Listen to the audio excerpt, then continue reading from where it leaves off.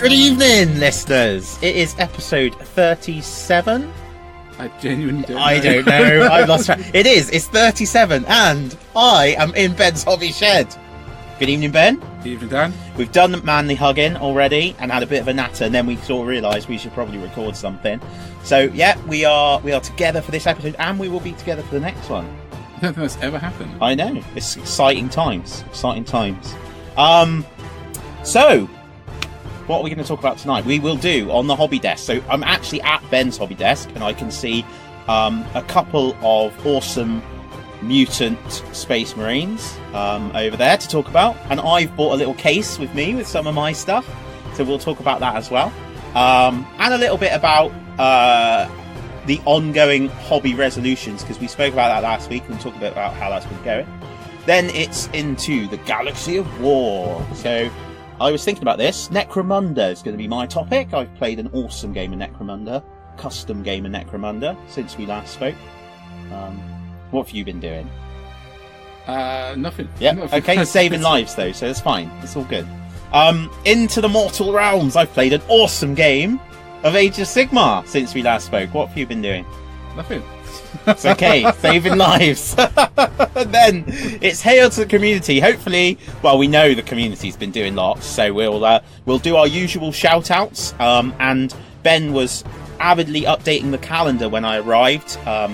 Trying to avoid throwing the computer out of the window, through the window, in fact, which is doubly expensive, having to replace the window and the computer, isn't it? And finally. Oh, what is it this week? Is it Wilds? No, it's Middle Earth. Middle Earth. We journey to Middle Earth. Trademarked, actually, I think that is, isn't it? Yeah. So there's a few new things for Middle Earth, so we'll have a chat about those as well. So, yeah, thanks for joining us. I'm clearly very excited. It's actually because I had some cheeky Haribo on the way down here, which I'm not going to tell my wife or my Slimming World consultant about. And you're a child, and sugar makes you like I am indeed. Woo! Could have been worse. If it was Skittles, I'd be bouncing off these wooden walls. Or through them, more like, actually. Okay, anyway, come on, let's go onto the hobby desk.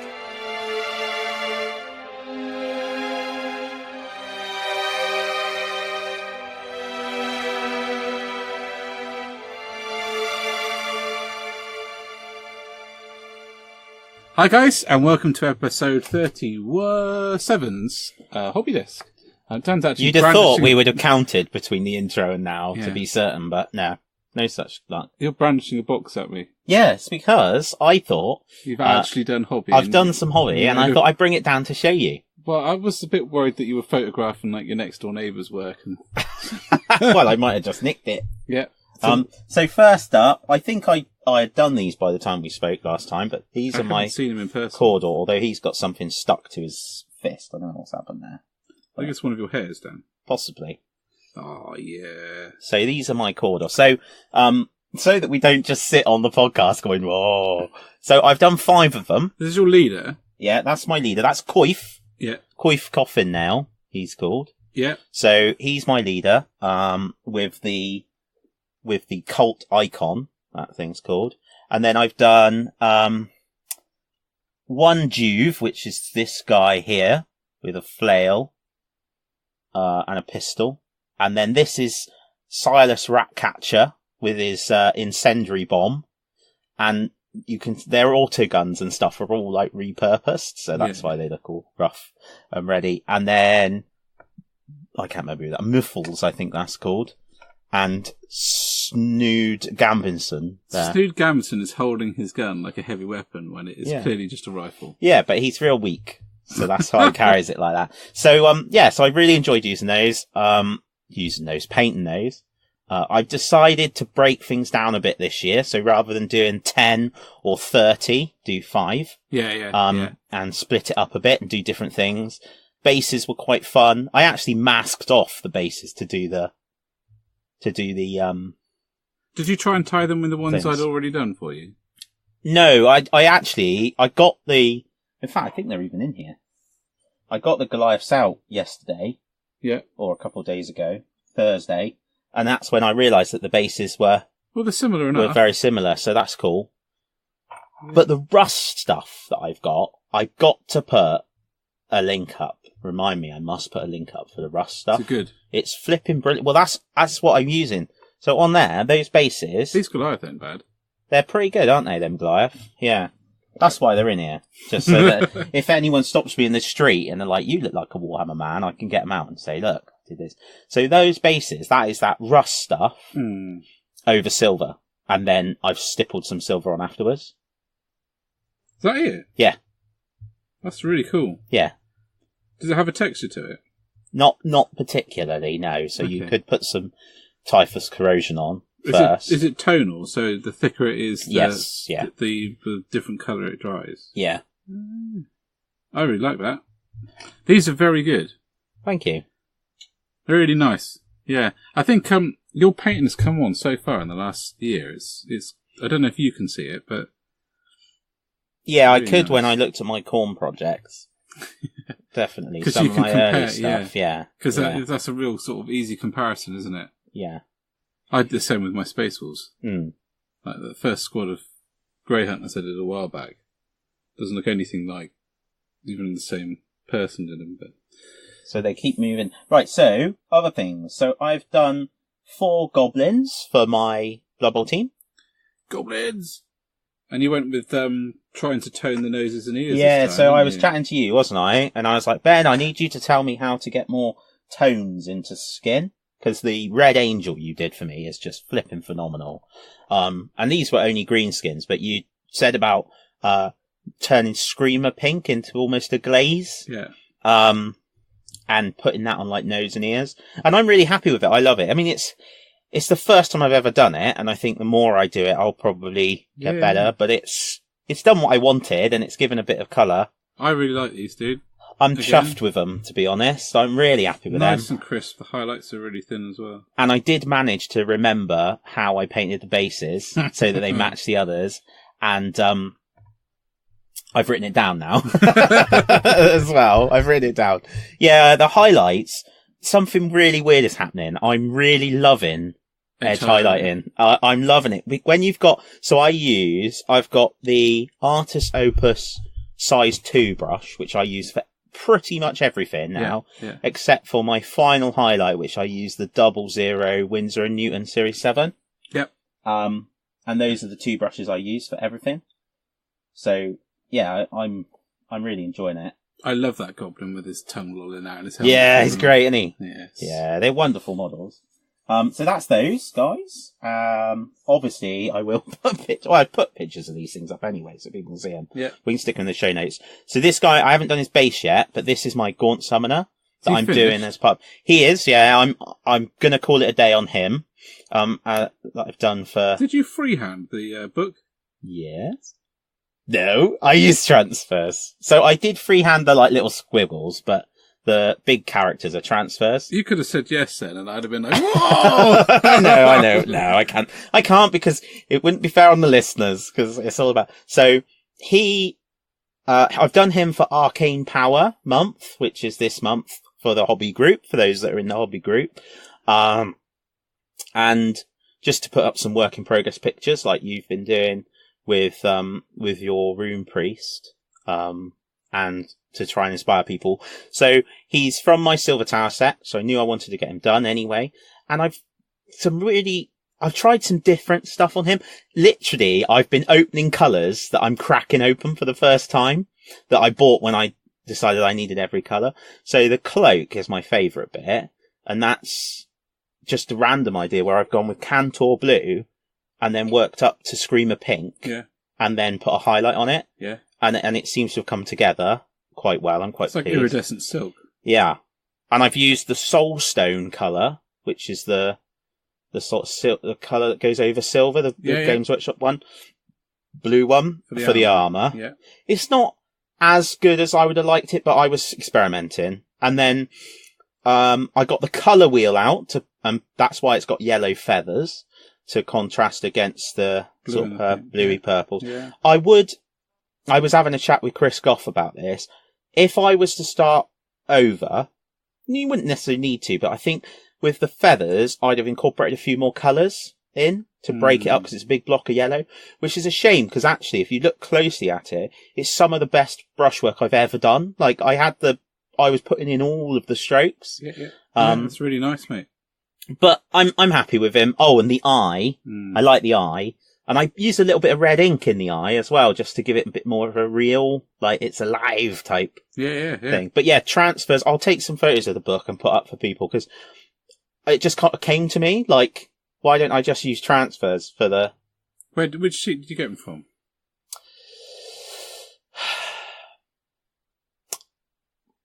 I can't remember. I can't remember. I'll have to look at... Oh, no, they are... Oh, dear. Oh, this is dirty. They are Word Bearers transfers from the Horus Heresy box set. Oh, I've got that sheet as well. Yeah, that's where they're from. So... Oh, I might going to be giving me a use for them, because they're never going to be Word Bearers. So that's him, and then I'm almost there now. Stop boring people. Because I've just started Scuttlings. Do you know, I'd forgotten about the Scuttlings until you... I was surprised at the Scuttlings. Oh, I wonder if they are in the Gloom Spire Gits book. They might be. Because they have said they're going to bring out more greenskin stuff.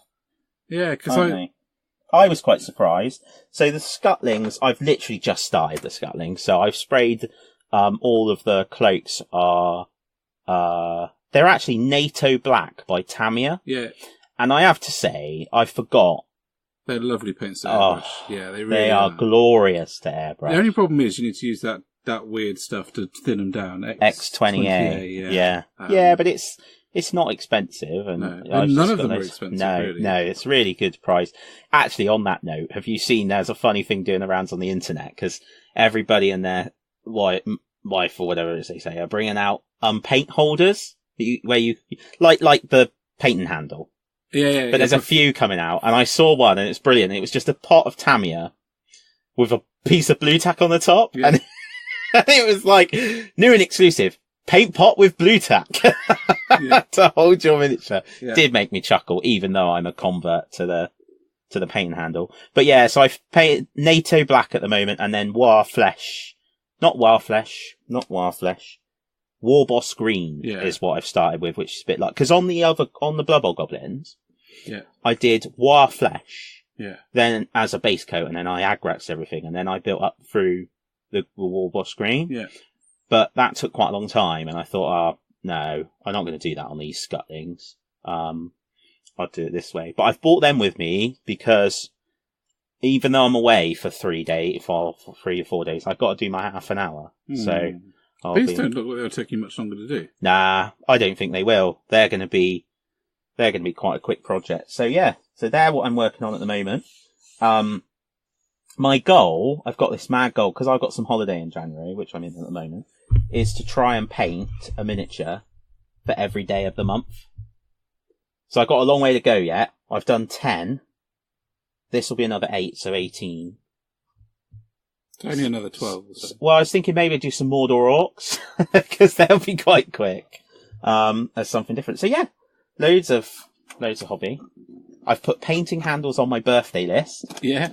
And, Dan Wasley bought a painting handle. Did he really? Yes! He came round and he picked mine up and he was like, oh, it's quite good actually. Talking of painting handles, I'm going to reach behind the microphone, which is going to make a noise. Sorry, everyone. To show you. Oh! The big one. The big one. And how it can clasp this size base. It's quite ridiculous, actually. Look at that. That's a redemptor dreadnought on a painting handle. It's mental. Now, did you use this with the airbrush or not? No, I didn't. No, so you haven't, because I'm kind of wondering whether functionally. I've used it.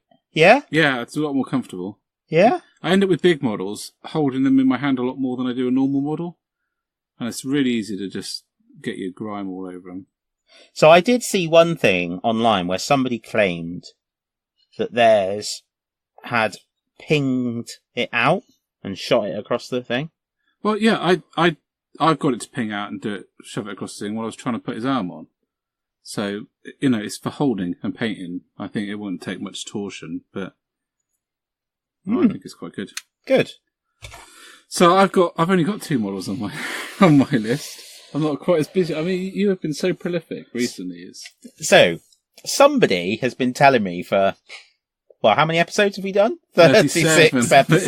36, yeah. That it would be a good idea if I, mixed up my painting a little bit, Yeah. rather than just trying to paint blocks of Khorne, and B, did 30 minutes or did a little bit every day. Yeah.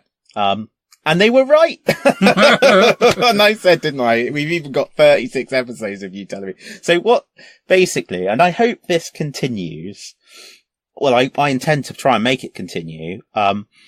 I've been doing my 30 minutes every day, and what the real breakthrough has been when I felt unmotivated.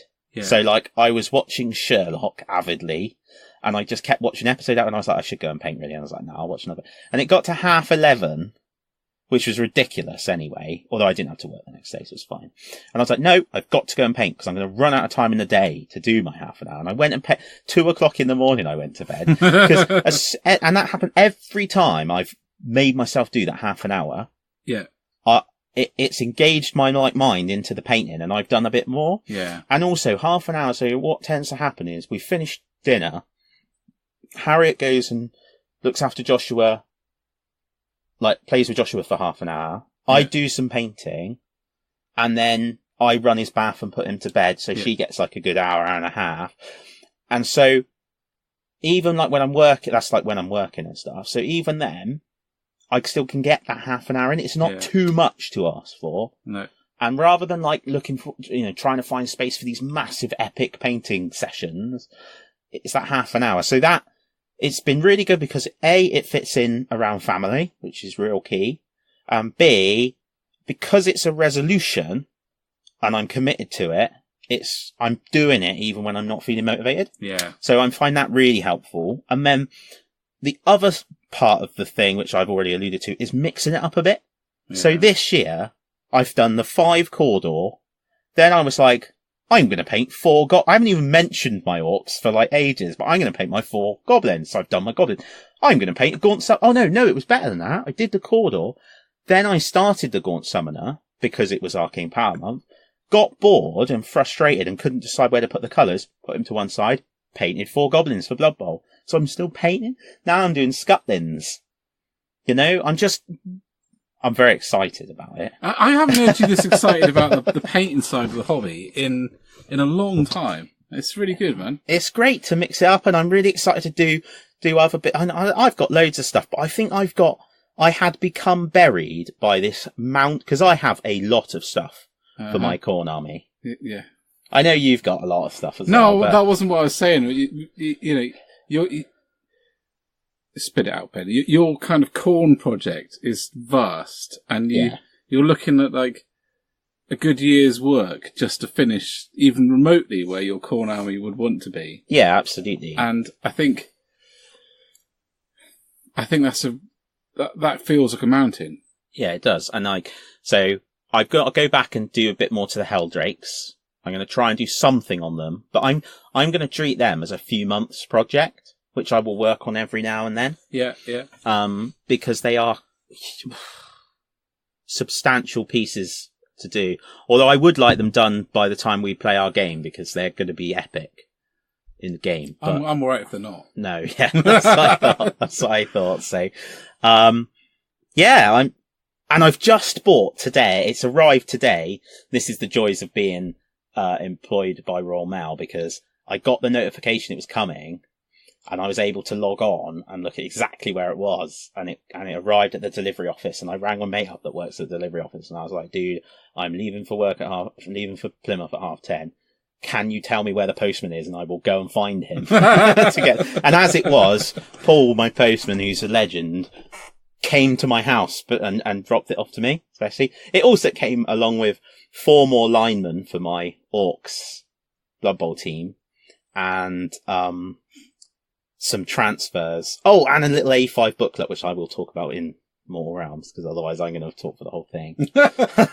But anyway, it's by Dave Taylor, who people may or may not know. Is this the book? Yeah, this is the book. I thought you were going to talk about it in Mortal Realms. No, I'm talking about the book now. The A5 booklet thing. This is an A4 hardback book. All right, yeah.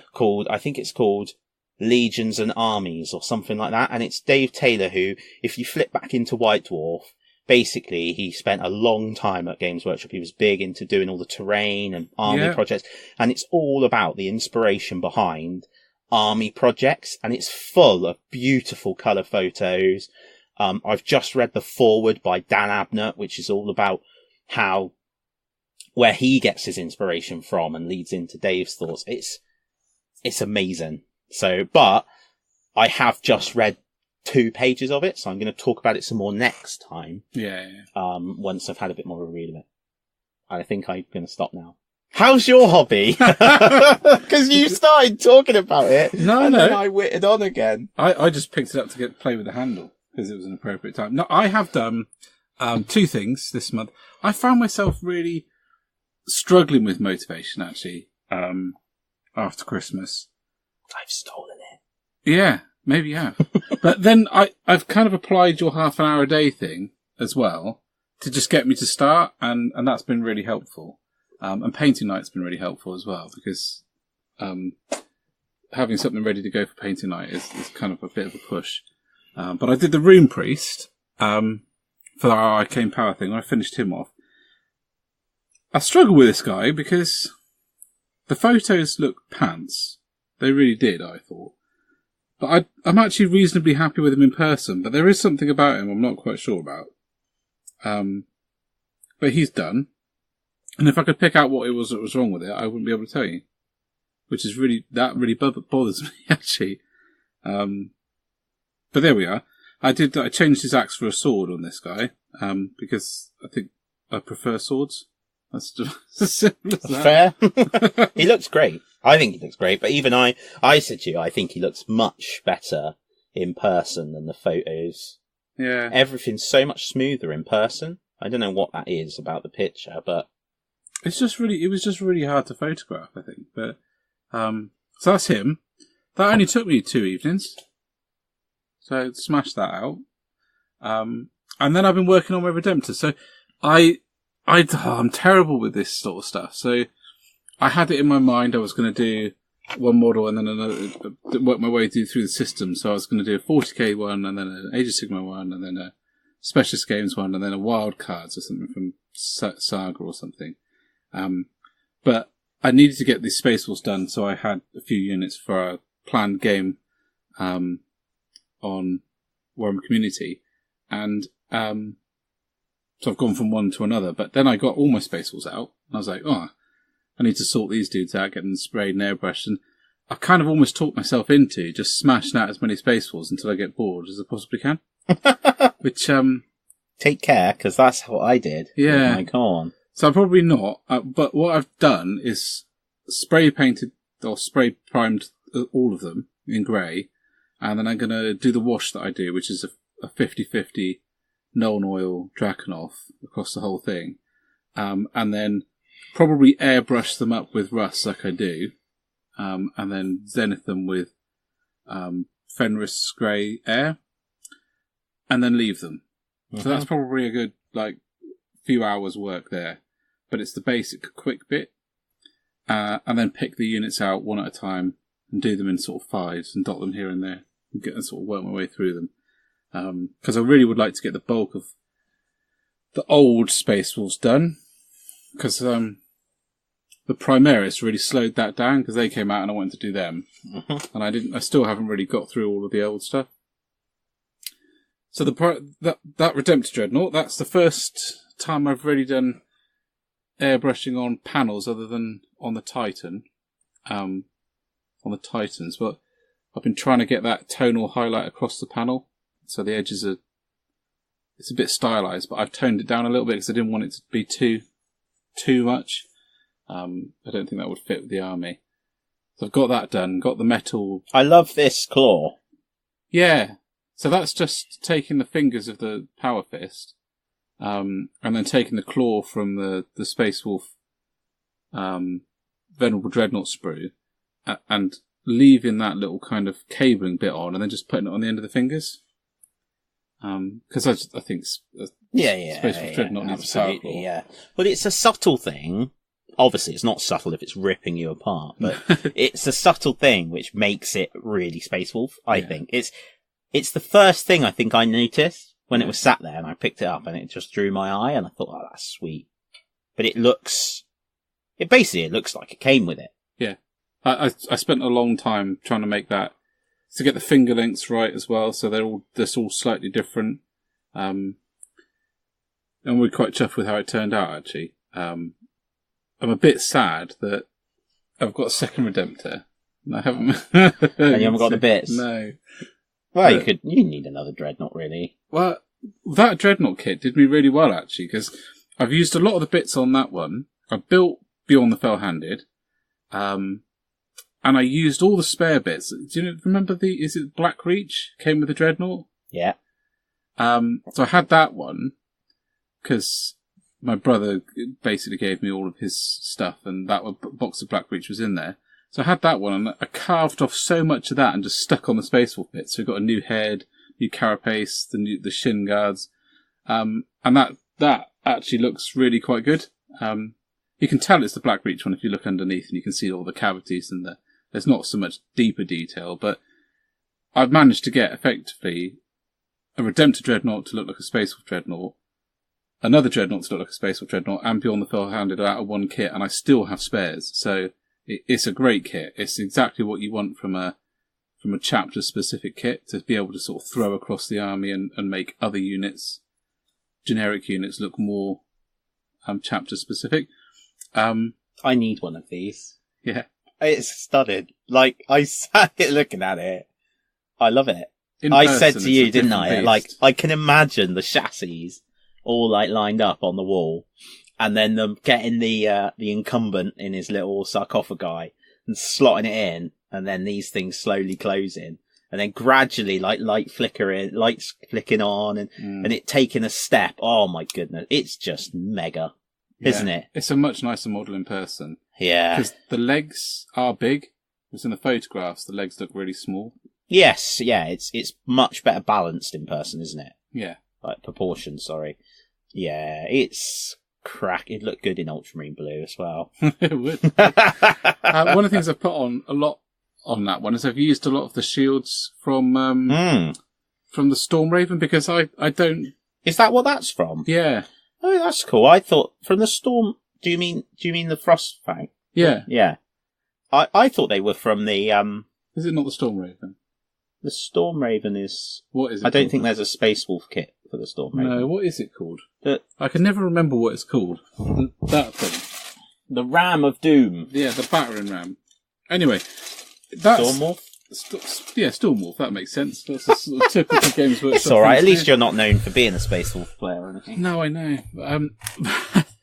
I didn't really think that it made sense to have something flapping in the wind as you're coming down from orbit. You know, especially if you're coming down... It would get burned off. Yeah, it would get burned off. So I thought it made much more sense hanging them off the sides of the Dreadnought. And the one on the back, I kind of had this thing that it's his. So before he was incumbent, he's got his shield on his back. So, yeah, I like that. I'm happy with that. So that's mostly got the armour done. It's got all of the metal done. The yellow's done. I need to do all the edge highlighting. And pick out the detailing. I want to do some freehand on it, but I haven't quite decided what I'm going to do. Seems the fashionable thing to do it in sort of Khorne ready colour, and do not work and that kind of stuff, so I'll probably think about that. I've got enough. There's some good Forge World transfers. Not that you'd need to do it with transfers, but they might provide inspiration. Well, I could never get it as good as the transfers, but I'm fancying doing it freehand just... Well, you won't ever get it as good as the transfers until you try, will you? Storm Fang gunship. So it wasn't far off. It's just come to me. Yeah. On my phone. Which hopefully hasn't done the same thing to this episode as it did to the last one. Well, I just noticed my phone was on the desk. I've moved throw it out the window, gone. Irritatingly, after doing all that panel blending with the airbrush, you're going to have to weather it now, do all the chipping, but I think it'll... Yeah, but it's layers of awesome then, isn't it? A bit like a Gatto. Yeah. They have layers of awesome. Chateau. Gatto in the Chateau. Sounds like nothing to do with the Chateau. No, to be honest, Gattos haven't got a lot to do with layering airbrush paints either, but tastes good. Oh yeah, they do. moving on from that. They ain't sin free. No. That's me though, really. Yeah. I'd like to crack on with my goblins. That's what the start of the year always feels like, and will always feel like, from sort of February onwards. Age of Sigmar time. Yeah. Because of Malign Portents, and that really got me in the flow last year. I really sat down and I worked really hard on that Iron Jaws army. Yeah. And it filled up, and because I had that deadline, Yep. it really got me into the flow, and then for the rest of the year I just sort of let that kind of momentum continue. I really want to do the Gloomspire Gits and probably add a couple of units to my Iron Jaws. And what I'm happy about this year is, because I laid the groundwork last year, I've got armies to play for everything now. I feel like I'm in a position where I can just add to things. And that's like that's a lovely position to be in. I don't feel like I need to create a new Orc army or a new Stormcast army. I feel like I can just add to those, because they're not the most beautifully painted. They are an army, and they are army painted, but I'm perfectly happy with that, because I think they look fine. Well, and that will always trump unpainted. Yeah. Plus, it's a lovely standard. And the nice thing is, unlike Muggins here, who didn't write down his paint schemes, you've not only written them down, for some of them you've done painting guides, so it's like really in depth.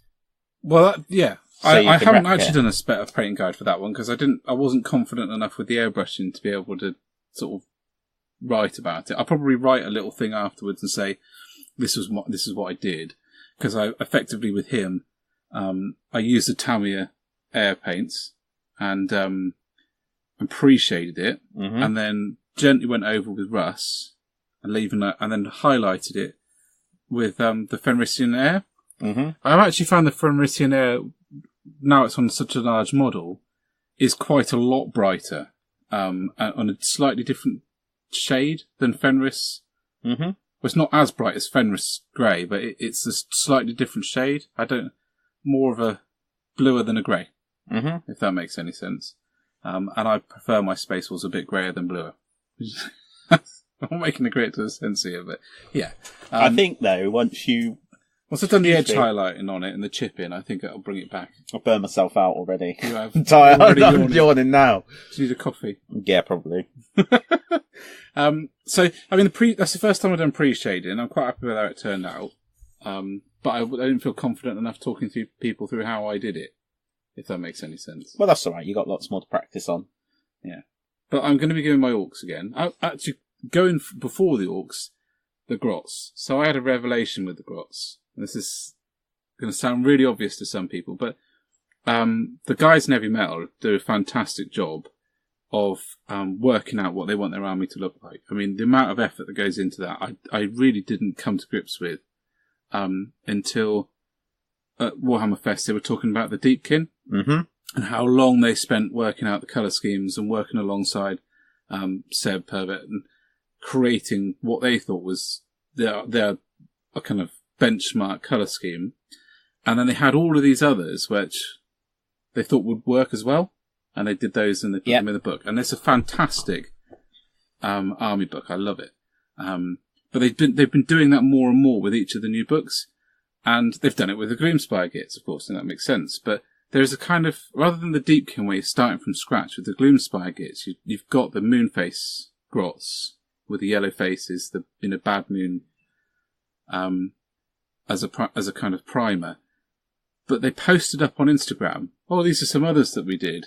And I was like, oh, so they didn't need to have yellow faces. Why didn't I think of that before? And I don't think the yellow face grot ties into the overall theme of my Destruction Army. So I'm probably going to go back and do the faces red. Change it to tie it in with the Orcs. Yeah. Get some white in there. And use either a white background or the Rakar flesh background with a red face, or a red background with a white face. Because won't it look so cool? You know the Loon boss? Yeah. That's all armoured up? Yeah. If you do his armour like your Orcs? Yeah.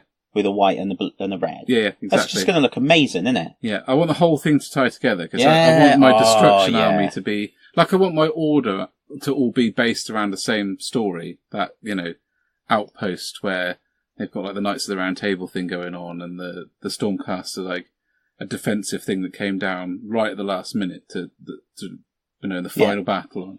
Then that's the kind of whole theme. So all of my dwarves and humans and elves are all going to be based around that concept.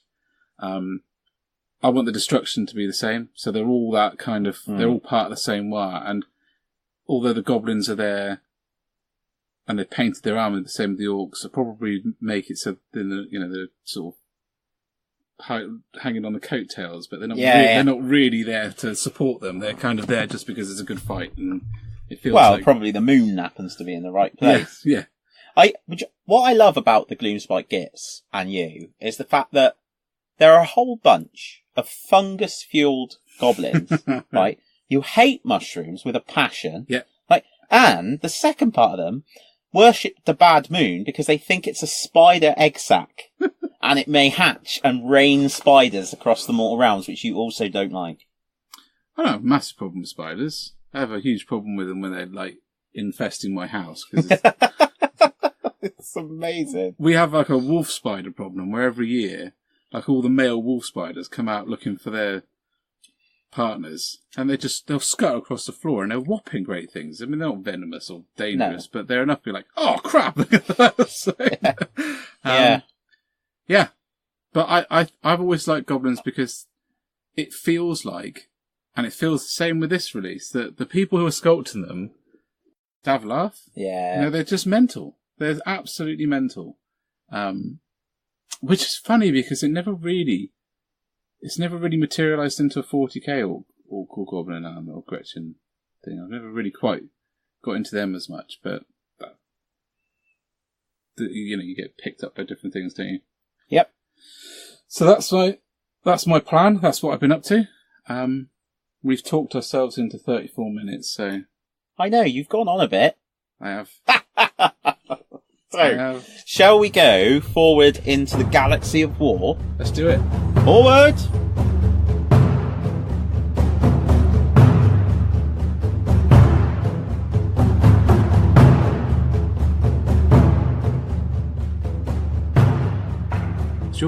It is.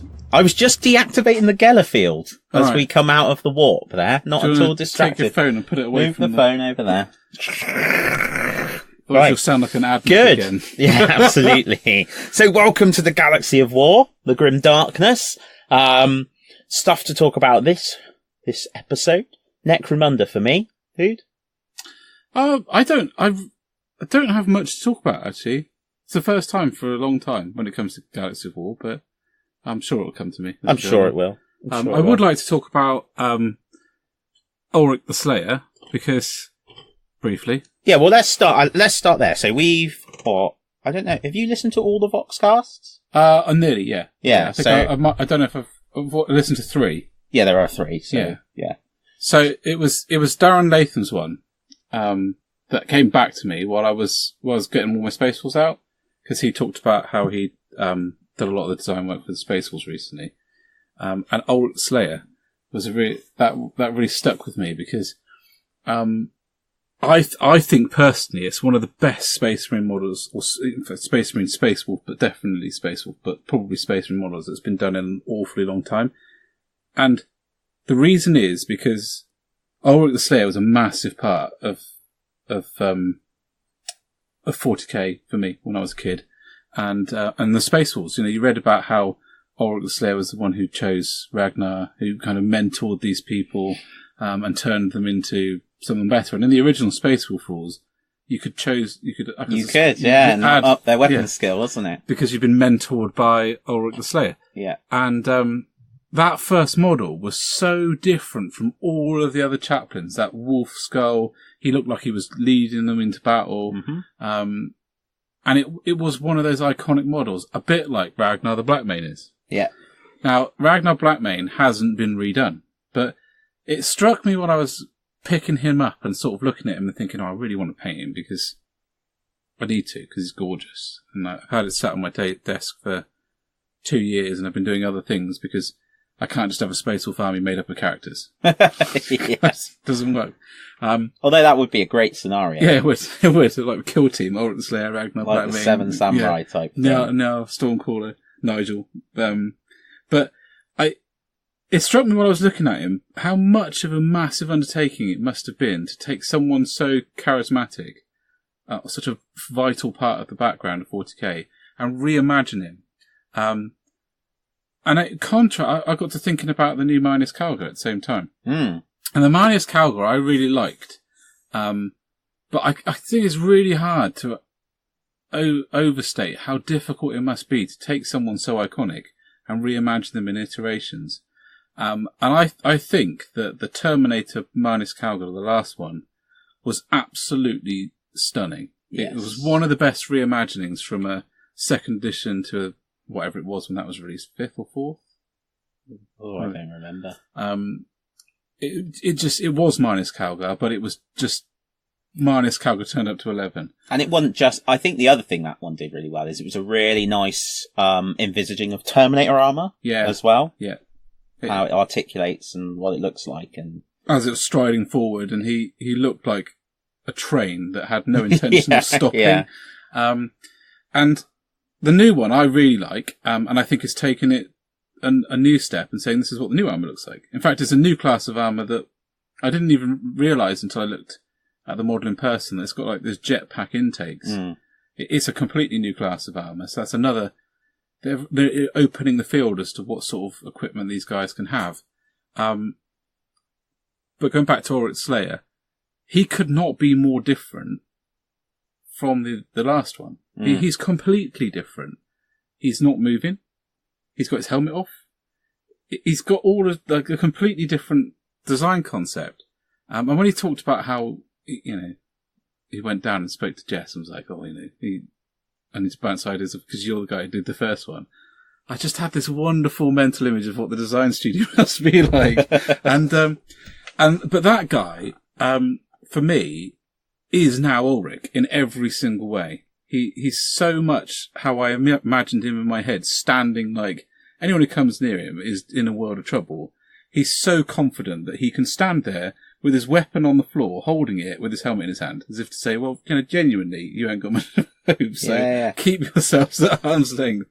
It captures his character, doesn't it? Absolutely. Really well. And I love the flowing cape, bringing the movement to the model. What's been really good about Boxcast and Stormcast is that you get a really nice glimpse, and the hour goes really fast when you're listening or watching on YouTube, or into the process and how the thought process and where inspiration is drawn from. And I did speak about Stormcast a bit in the last one, but it's just really interesting. And it's exactly what you'd want from a podcast made by Games Workshop. Because they can do things that we don't have a chance to. Well, yeah, exactly. And it's exactly what they should be doing. And it opens the door, it opens a window into the design studio and the thought processes. It's brilliant. I love it. Yeah, because for that one brief moment, I could almost imagine exactly what it was like. Seeing those two people, those legends come together and have that conversation. But when I came back and picked up the model, it was just like, wow, hit me like a brick. Loved it. It was a real moment for me. So he's probably not far off of my to-do list until I listen to the next book. Yeah, then it'll be whatever that is. Yeah, that's the trouble, isn't it? I paint them as fast as they inspire me. Yeah. But I think he is a must. I love the eye patch. I think that's my favourite new addition. Yeah? Because you never really knew with the old one. But the fact he's got an eye patch, and the fact that he's gone like, I don't need a bionic eye, it makes me think of that like We Were Soldiers Sergeant. There'll be enough of them lying around if I need one, boy. About the M16. Yes, I don't need the newfangled bionic nonsense. I'm all right with one, thank you. my one good eye. So yeah, love it. So Necromunda. So Necromunda, yes. So I got to play Necromunda on Thursday evening. Chris had written a scenario. Chris loves rules.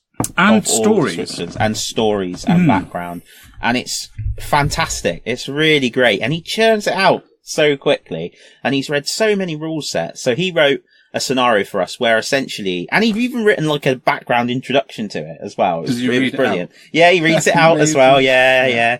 It's so good. I love it. He's like, he is the epitome of what you'd want if you were doing narrative wargaming. It's just great. It's great. So, he'd written us a scenario, because it was Ben Chambers' birthday, where he had a Goliath gang. Yeah. That Chris had brought along, defending their sort of stronghold against an attack by the three other gangs of the rest of us. So another Goliath gang, no, was it another Goliath gang? It was a Vansar gang. Yeah, no, Vansar, Escher, and my Cawdor. Yeah. And, the board was like a triangle shape with the Goliath at the point and us sort of closing in, and then Goliath coming in from the sides to reinforce their friends. And it was a bloodbath. The Goliath just kicked the living daylights out of everyone. It was mental. I am saying it now, my dice. And I know that's the excuse, but even the guys were like, this is insane. I just couldn't roll a hit for the same I know. But in the Ben started with 5 Goliath, and really he didn't need any reinforcements. My entire 10-man gang couldn't get past 2 of them down this corridor. It was just mental. At one point, a Goliath with a flipping great rivet cannon was surrounded by 3 Cawdor guys, including my leader, who completely failed to kill him, and he beat them all up. It was amazing. So it was really good. Really good scenario. It was very balanced, except that the dice were just insane. And I did, I'd like to say accidentally, but it was more kind of deliberate. Fire a purgation shot that may have hit 2 of Dan's fighters. And then it all started kicking off. Tom's Vansar just run off. It was ridiculous. I don't know what's going on. But it was great, and it was really cool to see Dan Wadsley playing a different game. So we're hoping he'll see an interest in it. I mean, it's a great game if you don't you don't have to spend loads to play Necromunda, but if you want to and you really want to get into it, then you can. Yeah, absolutely. And, so yeah, it was really good fun. And Chris and I are meeting up next week, to have an evening of constructing terrain because we want to try and play it 3D. So I've got 2 of the Sector Minotaurums with the crates, and he's got 2 of the other one, the Sector Mechanicus. Yeah. So we're going to just get together and build terrain. Yeah. And we've got this idea of having this sort of, stop-off point, I suppose, for the big convoys that the Orlocks run, out in the desert. So we're going to theme the terrain. Yeah, cool. With like desert, and then Chris wants to get a couple of the orc buggies, and do some conversions with like Goliaths or something on them, and then do Orlocks riding the little bikes that are coming out for the Gene Stealer cults. I've said that Cawdor for vehicles would probably have shopping trolleys with like sails, because that's how they roll. Like something out of Hook. Yeah, it would be. So, it's going to be like a mad sort of Mad Max Dune type craziness. But yeah, that's the concept. So, because we're thinking that in June, because at the moment, Chris is studying. So in June, we're going to start a campaign. Hopefully, pending imminent arrival of, like, me and Ben have both got kids who are due to be born at the end of May. So it could all go a bit awry, but yeah, all plans probably best left. Yeah, we'll see. We'll see how it goes. But I'm really enjoying Necromunda. So I never played Necromunda the first time round. It was one of those things that was just going off the boil, I suppose, as I came into the hobby. Yeah. And like, as I had just started as well, it was probably still around and being played, but I was focused on 40k at the time. So that's the thing that hooked me in. But I know about Necromunda. I knew like some of the background and some of the models, but I'm really enjoying it. And as we said last time, I've just got this absolute focus on the one gang, which is helping a lot. Yeah, and it's something I wish I did have. I've been looking through the books, trying to find one that catches me a bit more, because I like the Escher and I like the Goliath, and I enjoy painting them both, but I can't. I want to invest like I do with everything. I like investing, so. But then, interestingly, like we were talking about before we came out, and I think we said last time, I don't have that for Titanicus, which is really weird, because I have been buzzing. I used to play Epic, and I loved it. I've been buzzing for Titanicus come out. When I first heard about it, I nearly flipping just lost it completely, as you would imagine with me. I remember. Yeah. And I've been so excited, but now it's here. I just can't engage with a Legio for some reason, and I do need to finish off my Legio Gryphonicus Titan, because he needs weathering. And that might do it. That might tip it, and I might think, yeah, they look cool. But I've been looking at all sorts, because they've just released, for pre-order, 3 new transfer sheets today. Volpa, Krytos, and one other, which I can't. Solaria, I think. That isn't a Storum. That isn't a Storum, no. They'll come, though, because they're in the Titan Death book. Yeah. And rules are in the Titan Death book. So, I don't know. I don't know what I want to do for them. A bit of me, I think a little bit of me is I'm a bit screwed up, because in Heresy, which is when this is set, I play salamanders, and I've collected salamanders, and I've been a loyalist. And I've always been fine with that, and then in 40k, I'm an outright heretic, and I play my world eaters. Yeah. And the two have not met. And for a long time, it looked like Heresy would sort of sneak into 40k and make me, and I would end up doing something like Ultramarines or something like this. But what's actually happening is the darkness is creeping back now.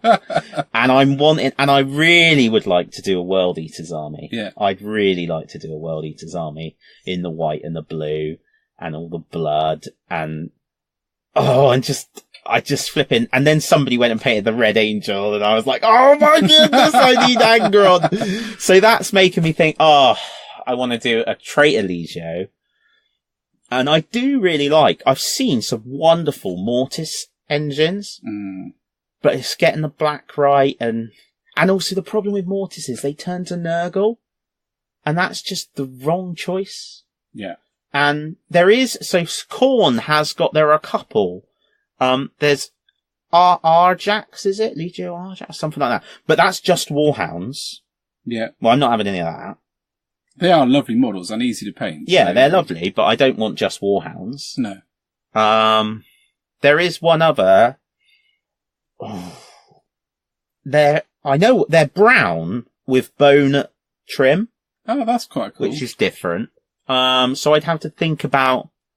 They're a rust brown. They are with bone trim. I can't remember what the flipping Legio name is. You which could is do great. both. Yeah. There's no reason why they have to be the same. No. Unless the rules sort of start to make that a thing. You can have two. Yeah, but that wouldn't. I mean, and I think the rules apply per mana pool, don't they? So you could have one mana pool of one and one mana pool of another. Talking of Titanicus, I'm currently listening to. I can't remember what the book's called, but it's the Imperator Titan book from the Titan. I think it might actually be called Imperator. Actually, I think it is called because the first one's called Warlord, so I think it is by it's Gav Thorpe, and that's quite interesting. It's all set inside the Titan. I really can't wait for them to do an Imperator Titan. I genuinely can't wait for that. If they don't do that, I think I'd be really disappointed. That would be like a bombshell for me. That would be like, whatever is happening, whatever is getting painted, will get put to one side. I'm doing the Imperator. I'd be really surprised, based on the fact that nothing is off the table, it seems. And it feels achievable. Yeah. It feels achievable. Size-wise, it feels achievable. Detail-wise, it feels achievable. I think it's going to be... You're paying for it. You will pay for it, but I don't think it's... But that's not a barrier. No. Not for them to build it, because there will be people who want it. Hands up. Yeah. Me, but... So yeah, there's some thoughts to go into to Legio. It might even be... I think that bone That seems like a nice colour, and it would fit with. You'd be doing a lot of that with your Cawdor, so you'll be in the mood for it, or in the groove. So you won't have to sit and think, "Oh, how am I going to do that?" Which is always a sort of sticking point when you're starting an army. You'll be able to take what you've done and think, "Well, actually, I'd like it a bit browner, so I'm going to do this," or a bit creamier, I'm going to do that. So I think your Cawdor, I might be wrong, but are they Steel Legion?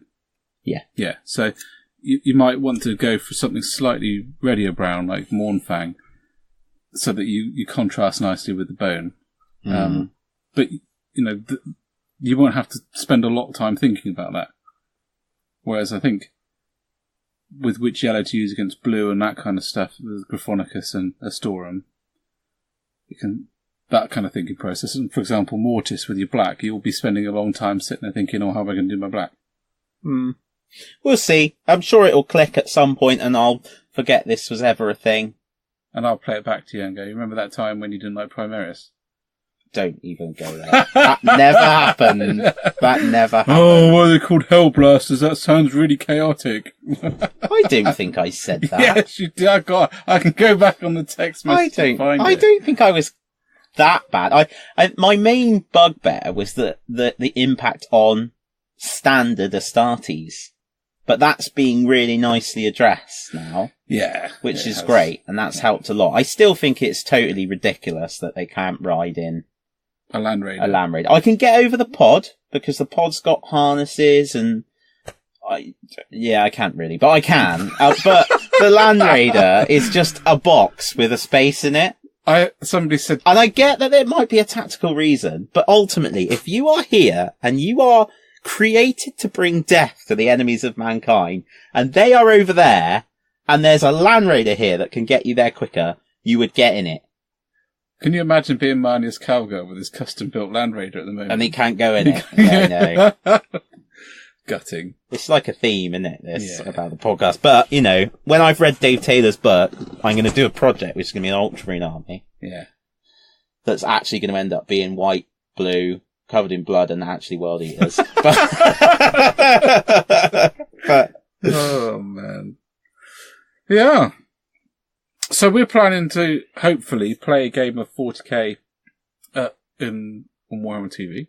Yeah, as long as I can get a list, I think I can crush you with. Which is the main reason why I'm doing my Space Wars. Do you want to talk about roughly? Do you want to talk about lists beforehand? Or are we going to keep it secret and then put them on there? I'll talk about my list. It won't help you. It won't help me. No. So that's the reason why I've got the Redemptor and the Stormfang done, to add some firepower and big bulky units into what is effectively my army as a troop army. Mm-hmm. Spent a long time umming and ahhing whether to shove Logan Grimnar or Ragnar Blackmane in there. And I'm not sure about that yet. Haven't made my mind up. Be lovely to showcase your Primaris Blackmane. Yeah. I'm umming and ahhing between him and the Grav Captain. I think the Grav dude, the Grav dude. I think Logan on his Grav sled would be incredible. He is so good. Yeah, he is. Yeah. He is brilliant. And I quite like the idea of him flying around mopping up your units. Yeah, and he did lead your wolves to victory last time we played. He did. That's a very good reason to have just wiped out that whole bloodletter. It was so funny because I hit you and you were like, "No, oh my goodness, Khorne berserkers," and they were just like, "Rah!" And then Logan was like, "Excuse me, dudes, I've got this." Hold my beer. Absolutely. And he just was like, "Ah!" just slaying everyone. Yeah, so Logan would be good. That's a really good point, and I hadn't thought about that. So scrap up talking about army list. I've got to redo it. Well, I'm trying to get the Helldrakes done. I'm not sure I will, because they're just a pain. We'll focus on one. No, because I need two. Okay. But anyway, I'd like to get the Helldrakes done and some bikers, because something that I really enjoy the Maelstrom missions, the ones where you pull in the cards. But what I find is, because I have to go over there to cause damage with my army, then going and getting objectives certainly after the first turn or two, Gets painful. gets hard. Yeah. Whereas what I was kind of thinking is having some bikers and using them on as twofold, really, like a skirmish screen in a way, to keep anything that arrives out of reserves, keep them on the flanks and stuff, so that stuff can't come on within 9 inches of the main middle of the army. And then also use them with their massive, they can go, I think their movement's 16, and then they get a 6-inch run if they run. They just automatically get 6 inches, because they're bikers. All bikers get that, I think. And use them to, whip around and get things. And they'll have chainsaws, and I'll do them up as Khorne Berserker ones, even though you can't have Khorne Berserkers on there, but they'll have chainsaws and stuff. Chain axes. No, well, I'd like to give them chain axes, but I can't have chain axes, game-wise. So It's never stopped me. No, I know. Maybe I will. We'll see. I have got some very nice Forge World chain axes to use. So I got them in mind. The Helldrakes, because of the speed. 30 inches is just... And they can... Essentially, it's about trying to, push aside the stuff. Because the thing with Khorne Berserkers is they hit like a flipping train. Yeah. They are amazing. But when they've hit once... once they get retaliated against, they die, because they are, I know it sounds ridiculous, but in 8th edition, they are only Space Marines. So they're only toughness 4 with 1 wound and a 3-up save. And, that 3-up save can rapidly become a 5+. Exactly. Yeah. And everybody's got something that can just take them off. So if they hit a screening unit, then they kill it, but then they'll die. And then I'm out of stuff. I've run out of, that's my dudes gone. So, I can't be having that. No. So I need to do something about clearing stuff out, which is the Helldrakes. I've got a whole bunch of cultists because You gave my son cultists for Christmas. Yeah, I know. It's good, wasn't it? God. He keeps going, can I build my cult? No, I don't want to. But I have to. You have to. But, yeah, I bought him cultists. So I thought it was brilliant. Yeah, and then the cultists, because 2 reasons, really. One is because I've got a unit of 40 that at any point I can just remove them from the board and bring them on somewhere else at full strength, no matter how many have died. So that's quite cool. You've got them painted up? No. It's a lot of work in a couple It is, isn't it? Yeah. You can't just have 40 unpainted dudes. No, I'm not having unpainted. No way. What a shame. Basically, if I could get it all done, I'd have 13 command points as well, which is nice. I won't get it all done, but I'll try. I haven't even looked at command points. You can tell I'm a narrative gamer, can't you? The trouble is, I'll say all this. You'll then come and flatten me, and then I'll look even sillier, but hey-ho, it'll be good fun. I'll go to Bugman's after. Fine. No, actually, no. There will be no more drinking in Nottingham. Never again. Not after the last time. You put that on record now. I know. It's not going to stay true for long. I was out somewhere with Tom, and he tapped on the table, like he did, to have a drink. Yeah. And I just looked at him, I was like, no, man. Last time you did that, it took me a week and a half to get over it. Yeah, never again. Right, mister. Shall we grab a cup of tea and move on to the Mortal Realms? Yes. Oh, yeah. I haven't even mentioned refreshments. It's because I was fully refreshed already. And then you sort of flatlined a little bit. Yeah, then I had a bit of a yawn. Let's go and grab some refreshments. Like an old man. See you in the Mortal Realms.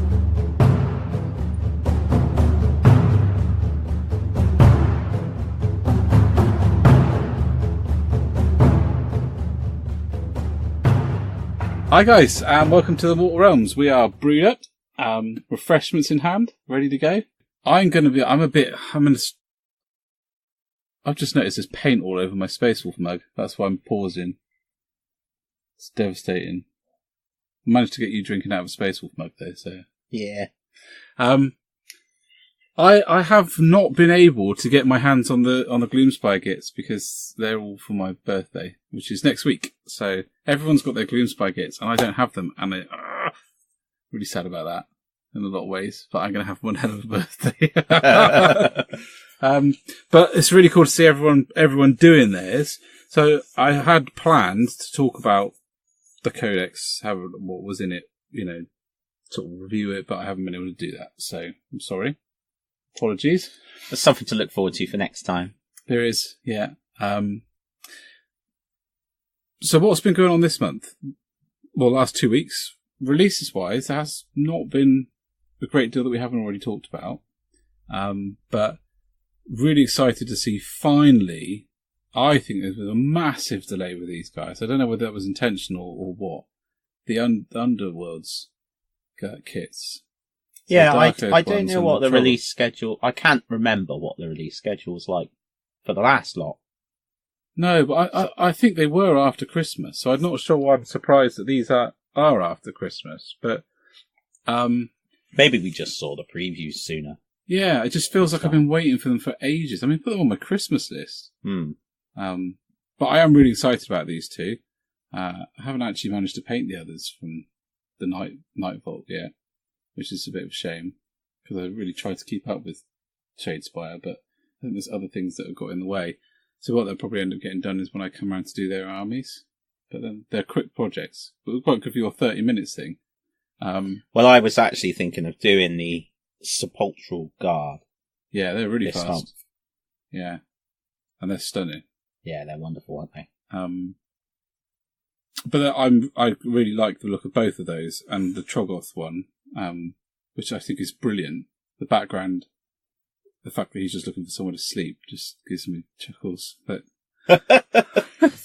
I like the Stalag Squig. Yeah, I know I've said this before, but now I'm reading the background, and he's like a really angry piece of terrain.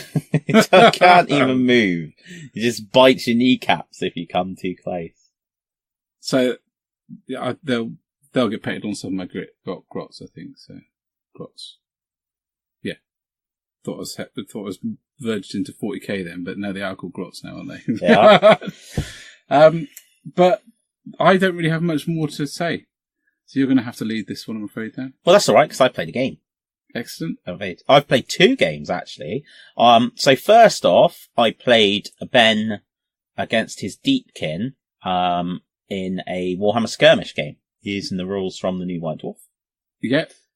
So it was quite cool, actually, because we randomly rolled up the mission, and we got the one where the defender is in the middle in a square, and they're trying to enact this ritual. So we did it on my ice board. And what we basically did is we set up those huts I've got for the ice board. Yep. And we said that the chaos has sort of overrun the huts and burned everything down and all that. And we're trying to do this ritual to bring sort of Khorne's Eye and therefore summon the demons. And then the Deepkin came out because it was obviously on the edge of like a frozen lake, and they come up out of the lake to attack them. So the Deepkin come on from around, they all set up all the way around. Yeah. And essentially it's 5 rounds. The rules are really the only main difference that I could see, obviously different battle plans and different ways of building your army or using the war scrolls. Yeah, so it's 250 points, as is. Well, it's not, no, what are they called? It's not points. Something else anyway, doesn't matter, but it's measured in these levels. It's almost like points because you pay 5 extra points for the champions and the special weapons, so there is a bit more cost in there. But with the war scrolls, everybody's separate, and there's no limitations on having you can have like one model, for example. Yeah, there's no minimums. Yeah. There are maximums, but there's no minimums. And yeah, other than that, it's pretty similar, and it's obviously they're in White Dwarf, which is great, so it's really easy to get hold of. So I had already chosen to have a slaughter priest leading mine. Yeah. So straight away, he was going to be the guy trying to summon something. But then as we read more of the rules, it's like the guy that's trying to summon, all he can do is move. He can't fight and he can't contribute because he's trying to summon. So I was like, oh, bugger. But anyway, should have read the rules first. Should have read the rules. So anyway, but it was great. And it was really interesting because by the end of round 2, it looked like I was just going to steamroll Ben off the table. Yeah. My Wrathmongers had like killed a couple of dudes. The Namati just weren't doing it for Ben with the dice, although actually they are pretty scary. They are frightening. But then in sort of round 3 and 4, it went the other way and Ben managed to get the drop on me in a couple of places and the Namati just did start slicing stuff up. Yeah. And does their kind of ebb and flow thing apply in skirmish? No. Because it's because it's an allegiance ability. So there are 4 allegiance abilities for skirmish, depending on which Grand Alliance you're from. Yeah. That's it. There's no other ones outside of that. Yet. And actually it came down to 5th battle round, so final battle round, final turn. And it was my priest who was trying to get away and still summon. And Ben had one guy left who came in and shivved him. and that was it. So there was one guy left. So it was really balanced in the end. Yeah. And it was really good fun. And what was really nice for me is like, I've not been able to play Ben at Age of Sigmar because he doesn't have an Age of Sigmar army. He's just started. And so it's given him a chance to play a bit, which was great. He's painting up his Tidecaster for Arcane Power competition, which is really nice. Looks really nice. I saw it the other day, and it's very good.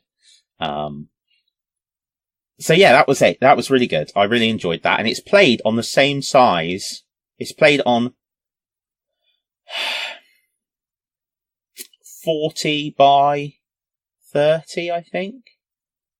I think it's the equivalent of 2 of the kill team boards put together. Yeah, which is, I think they're a board designed to have room around the edges. If that makes any sense. Yeah. In the same way that Titanicus is designed to be a board with sort of bits down the side for you to put your... Well, it's very accessible because then you don't need as much scenery and all the rest of it. So that was really cool. I would be really surprised, genuinely surprised, if there isn't something in the background that will be like the kill team. Oh yeah, for Age of Sigmar. So I'm wondering if this is kind of them feeling out rule systems, because I think I'd like to see it. Actually, I'd like to see more time. So yeah, that would be wonderful. Chris is really excited about more time at the moment because there's a group on Instagram that are playing around with more time type stuff and doing some wonderful things.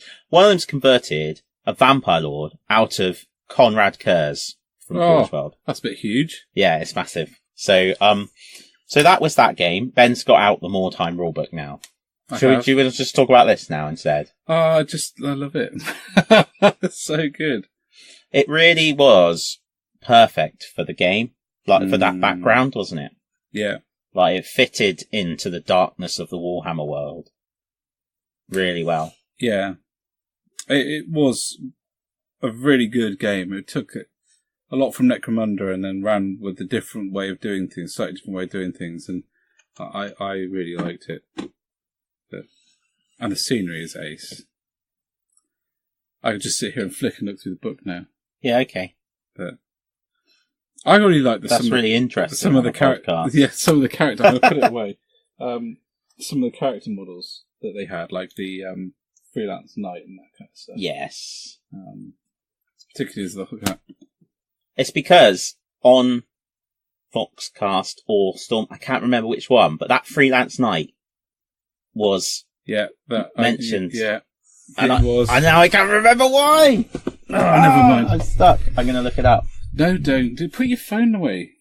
Because you'll end up sounding like a robot again. Yes, darling. Well, that's cool. We were just talking earlier that actually I'm really struggling to fit in games. It's a lot to do with the fact that the gaming club is I've really struggled with work to get out on a Friday because I've moved.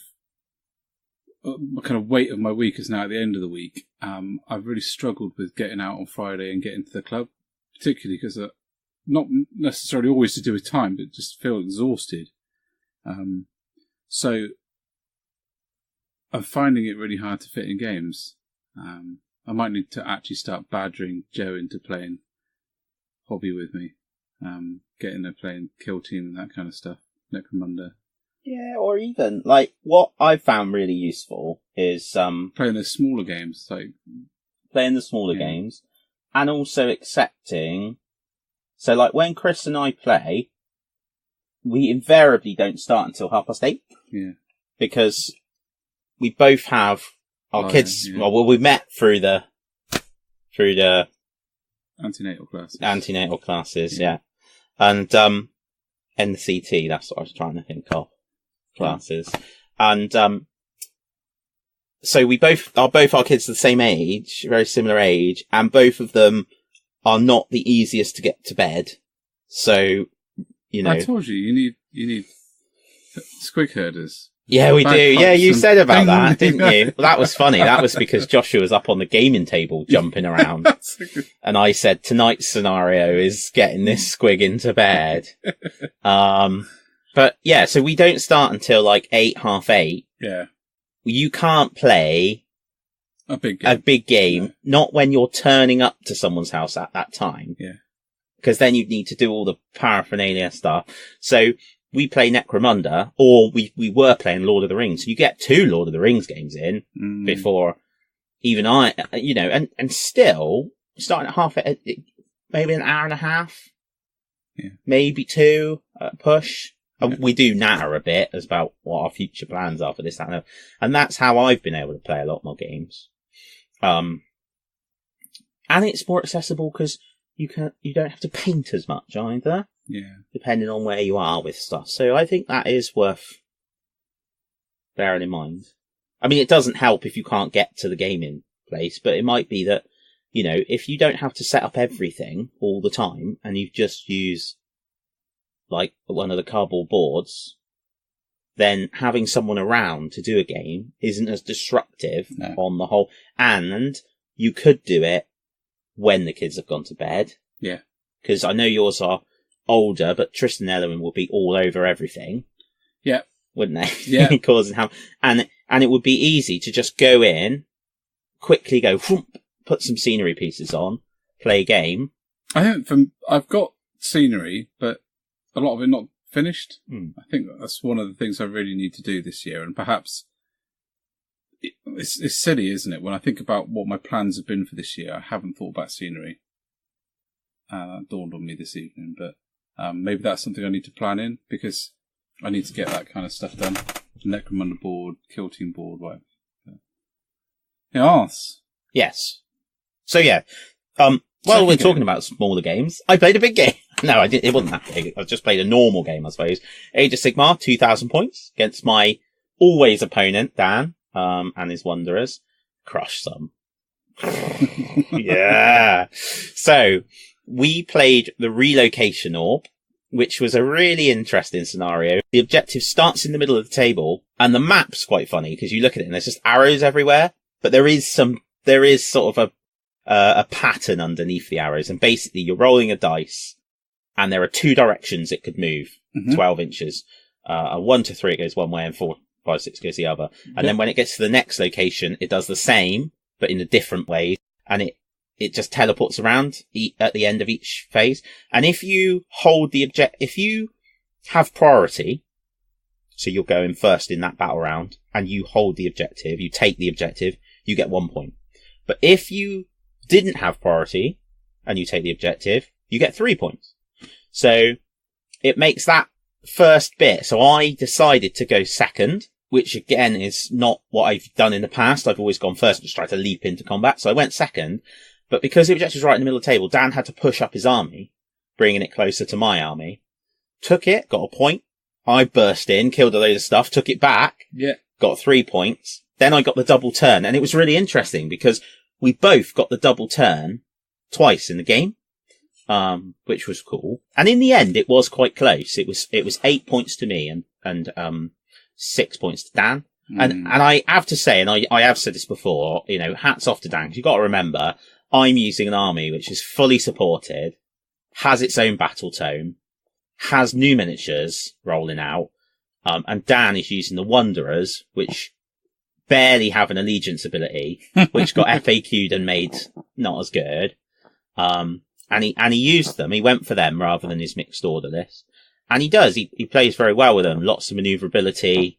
And I really have to think about what I'm doing, but try it again, taking a different approach, being a little bit more like, right, I don't have to win on turn 1. Remembering the fact that actually, although they are a ranged army, they've only got range 20. Yeah. Which is quite a short range when you can, well, my Bloodthirster on one turn of the game, went 30 inches across the board to engage and destroy a unit and take an objective. So 20 inches ain't quite as scary at that point. That's quite a lot different from what they were like in 8th edition. Because the elven bows were just... Yeah. Artillery pieces. yeah. But I'm really happy with where that army is, and I'm enjoying it. I use the Gore Pilgrim, so I'm re-rolling my prayers. It's got a decent bit of mortal wound output. I used the updated rules for the bloodletters. Absolutely fine. I say it every time. It bugs the hell out of me that they've only got reach 1. And I'm sure it's got to be that way because of balance, but they've got flipping swords that are as tall as they are. And it's not so much that. It's that I'm fighting other models with smaller weapons than my weapon, and they've got reach 2. And I'm angry now. Well, because it's like spears. No, they're big like glaives. Yeah, but and the idea of the reach is, remember, I'm not really interested in like the idea or anything. I'm just frustrated. I know. Well, I'm going to counter it by saying that the idea is that with a 2-inch one, they're a weapon that would theoretically be able to fight in 2 ranks. So the range reflects them being able to stand behind another line of infantry, which for Wanderers would be on a 25mm base. I'm just saying. Yeah, but an inch would be long enough on a 25mm base. Oh yeah, well, if somebody's put them on a slightly bigger one. And it just gives you that more of a second rank kind of feel. Whereas your dudes don't fight in any fine kind of order. They're just Muppets who run around swinging their swords and getting angry. So I hate that that's quite a reasonable explanation, and I'm actually now happier about it than I was. Yeah, I mean, if Khorne were famous for fighting in serried ranks of... I did actually, it was interesting because I set up in blocks. It looked like I was playing 8th edition. I could have got a movement tray out. Yeah. Because of the way the board went. But it did make me think, setting up the game, I like you, would like to do some scenery. Because I've got the scenery and it's cool. And, you know, thank you. A couple of people have commented, the board looks really nice. It just needs something a bit different. It's the same trees and the same bits of rock every single time. And why don't we make like a plan to do like one every couple of months? Yeah, it'd be good. Well, just one piece of scenery. And those things soon start to sort of grow into something else. I mean, admittedly this year I do feel that I need to really get my teeth into some. And even if it's just doing them, using basic techniques like dry brushing and oil washing and something, just get them done. And then I can add the details to them later. Probably never. But I do think that that's something I need to do. But like that grot moon face plinth thing, I just want that done because that's just a stunning. It's beautiful, thing. And you don't know what you're getting for your birthday, do you? No. See, I know. Yeah, it's funny, isn't it? Yeah, hilarious. I think it is. Yeah, but it was a really good game. Had a lot of fun. Took, you know, going back to what we said, it's like 4 hours, something like that. One thing that has been getting on my nerves, and I think I've decided on how I'm going to get around it, and I mentioned this earlier, is the amount of paraphernalia all over the place. So the board just starts to get books out and there's stuff in the way and it's just ridiculous. And I've got a room, so you know, but I don't have a lot of room around the edges. No, you don't. Not now, because I've filled it all up with stuff.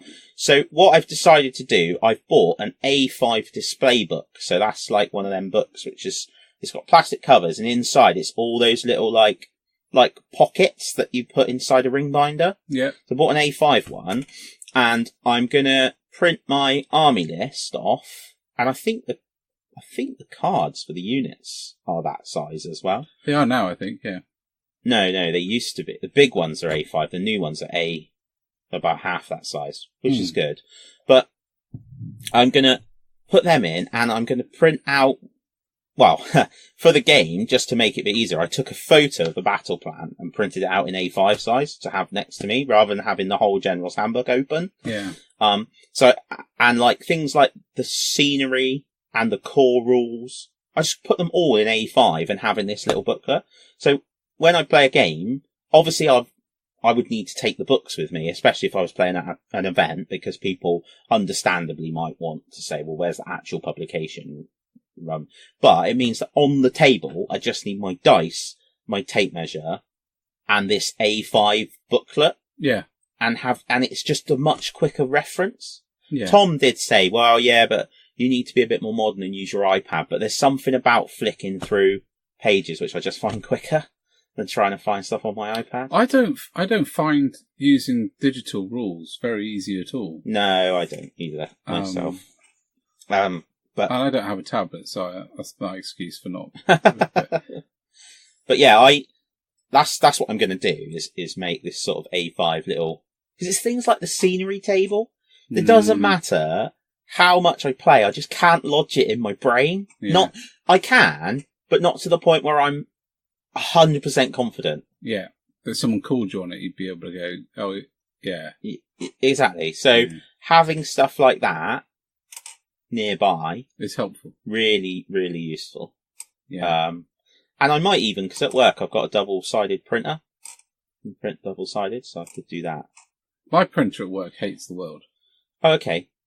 To the point sometimes I'll print a prescription and I'll be sat there thinking, is it going to come out or not? And then just as soon as I'm about to print it again, it will come out. And I'm like, seriously? You're like a foot away from the damn thing. The cable ain't that long. No. It's all around the houses before it comes back. So yeah, that's just something I want to do to make things a bit easier. That's a good Especially idea. where I've got like a set. Did you get the General's Handbook, Warlord Edition? No. Because in that one, you get the card scenarios. Yeah, I know, they're really cool. I think I'm probably going to do that because I just find that so much easier. Well, it's nice, and it's all things that make the game quicker and easier and more convenient. So, like, especially when you're playing a scenario and you don't play that often, you want to know what the victory conditions are. Yeah. And often each turn, well, just to you're remind terrible yourself. for not doing victory conditions. I know, but that's you see that your head gets filled with this red mist. Yeah. And then your victory condition becomes kill everything. I did it in this game once. I couldn't stop myself. I had 3 blood type points and I spent them to charge forward with my bloodletters. To no actual benefit at all. In fact, they got mullered because I got closer. And after I'd done it, I said to Dan, I'm a muppet. I said, I should have used it to move, because you could use it to move instead, backwards. Yeah. To a position where they weren't just going to get annihilated, but I didn't do that, so it's fine. Didn't summon anything, interestingly. I just used the points to move around. And it's really useful. 1 blood type point, you can use a command ability. So it's essentially like getting a free command. Oh, cool. Command point. That is pretty cool. So I was able to use that to give myself Lord of the Blood Hunt, which is the Wrath of Khorne Bloodthirster. Yeah. It's his command ability, and then save my command point to give myself the 6 on the run or the re-roll the charge if I needed it. Yeah. Making it much more consistent getting around the table. Yeah. Yeah. Which allowed him to do his like mega moves and. He's just the Bloodthirster in a Khorne army is more than a centerpiece. Like physically, it is a gaming centerpiece. He can really sort of dominate the battlefield, and he is the epitome of a scare effects, isn't he? Yeah. A lot of people use the double-handed axe one. He looks better. Because the damage output is insane. I think he looks ace. Yeah, he does look very good. I'm much happier with the Wrath of Khorne one than I have ever been in the pictures. But I think a lot of that's because I put the different head on it. I don't like the head that is traditionally on it. Yeah. I wouldn't have known. I didn't notice that at all. No. But, yeah, so it was a good game. Really enjoyed it. Quite happy with where my Age of Sigmar army is at the moment. I have now got 3 Age of Sigmar armies ready to go. 2 of them of decent size. The Night Khorne needs another wave of painting to make it a decent size and usable. But I don't feel like I know them all that well. The Iron Jaws I'm quite competent with, but then I play the Iron Jaws in a very kind of instinctive charge this, run in, bosh that kind of way. I don't think too tactically about playing with my Iron Jaws because I don't think that they would think too tactically about being themselves. But I find that works with that army. You know, if you play like in a kind of narrative way, it tends to work for them. But I would have no idea how to play with my Stormcast. So my goal this year is to get those armies actually out and playing people. Because I'm very good at getting an army done and then not using it for a long time. Because I don't find time to do it. Mm. And often I build an army based on what comes in the starters box set and then things get bolted onto it. But I think also because I paint and collect narratively. Like my Space Marine company was based on playing Space Marines narratively. This is a company, I can choose my army list from whatever's in the company for 90% of games because that's what they would deploy. So my Stormcast, I'm not sure whether they will work even on the table, whether I'll be able to create an army out of them in a sensible way. But that's for this year. I want to get those armies out and playing, so I can get to grips with them. That's my hobby goal for them and the grots. Learn how to play with the grots. Yeah, I think you may need to pick one or the other for a year.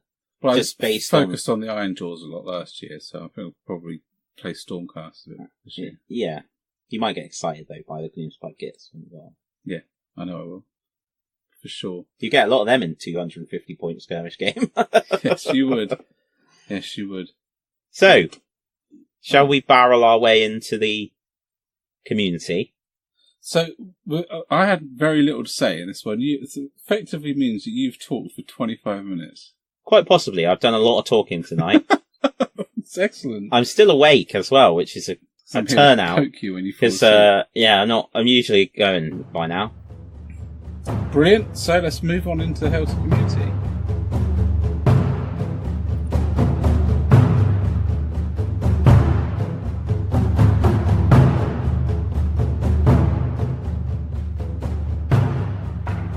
Hail, community! It is glorious to be chatting to you guys. We have spent a good bit of time, haven't we, just looking through the bits and forums. bobs. I've just got really motivated again, actually. We're in love with it. Yeah. The hobby forum has really kicked off over the last couple of weeks. Yeah, it's got to the point where we're actually going to have to make an apology. There's so many posts coming on that we're missing a few, to be honest. Yeah. But please don't stop, because I love seeing it. And we do get to them eventually. Flicking it through, and we do see them. And I just said to Ben, just thank you guys, because, and I know we say thank you a lot, but we mean it, because I've just looked now, and welcome first to James. James B. Nids has recently joined the group, and he posted up about an hour ago asking for ideas of where to go and play games in Plymouth, and how to get in contact with people. And he has had a bunch of responses already pointing out 4 or 5 different options that he can go for without any interaction from us, and that is exactly what we wanted. We would like from a hobby group, and it's that interaction and people posting up pictures of painting and asking questions, and people that aren't just us bothering to take the time to reply, inspiring, flipping. It's just fantastic, isn't it? Yeah, it really is. I said to Ben, this is exactly what we wanted to see from creating the hobby group, as a chance for guys to interact and chat. Oh, It's just wonderful. I'm so over the moon, and just thank you so much, people that have taken the time to respond, not just to James, but to anyone. Because it's that stuff that keeps people, if people take the time to put out there their work, I think it's really great when people then take the time to point out things that they would maybe do differently or say, well done, We live in a different time now than when we started. And it's really only quite becoming apparent the more I get involved with the social media, because when I was starting, the only place you could get advice was your local hobby shop. That was it. The only place where you could see things that inspired you was in your local gaming group, your friends, or in the local hobby shop, or White Dwarf. Mm. Now, honestly, every time I go on Instagram or Twitter or Facebook, something inspires me. Yeah. And you get advice from people really willingly. There's so many people out there willing to share their expertise that if I had a question, I could find somewhere to post it, I would get an answer. Probably within 10 minutes. Yeah. So I think sometimes it can be a bit overwhelming, and I hope the hobby group gives a slightly more local focus to it. I'm really pleased with how it's come on. I'm really chuffed with it. And I'm really excited seeing the arcane power models that are coming out the woodwork. So, have we announced this yet? But no, the next theme is, for those that are listening, we'll put it on the pages as well. It's going to be grime. It's a really general theme. You can do practically anything you want. And we want to clarify right off the bat that includes scenery. All right. So, grime is the next theme. In fact, for February, I'm going to do, as my bit of getting into the theme, I'm going to do my Necromunda terrain. Yeah. Because they will be grimy. Definitely very grimy. I think I might do the same, actually. Yeah. Well, there we go. They need to be done. Yeah, absolutely. So, yeah, again, like Ben says, broad theme. Please, anything from anywhere. Any company, doesn't matter. But also, go back, listen to a few of past episodes, because we've got some stuff about weathering in there. So if you're not sure, good opportunity to try something new, maybe. Yeah. Could be, couldn't it? Yeah, absolutely. And tell people about it as well. So we're hoping to draw more people into the hobby group, so that there's a bigger melting pot there. So that's really the idea, isn't it? It is, yeah. And then at the end of January, we will gather up all the images for Arcane Power.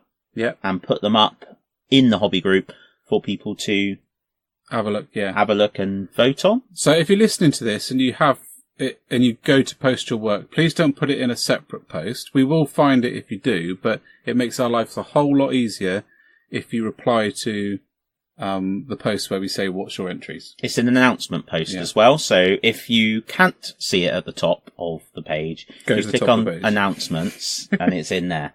Brilliant. So it will be there. How do you do an announcement post? See, technical me. Good eye. Tom showed you how to do it. Told me how to do it. Right, so should we get on to our shout-outs? Yeah, because so there's some awesome ones this week. So, crawling through the internet, I inevitably come out with stuff out of Instagram because I think that's where I spend most of my time looking for cool models. But, everyone has their thing. Erikey is my first one. I don't know your name, sorry, but it's Erikey1 is his tag. And I wanted to bring him up because he's done some fantastic work with object source lighting, like to the point where it looks like it's genuinely real. And that is hard to achieve, I think, because my view is that object source lighting it can get done too much. Yeah. And I think it was really fashionable for a time, and I think it got a bit daft.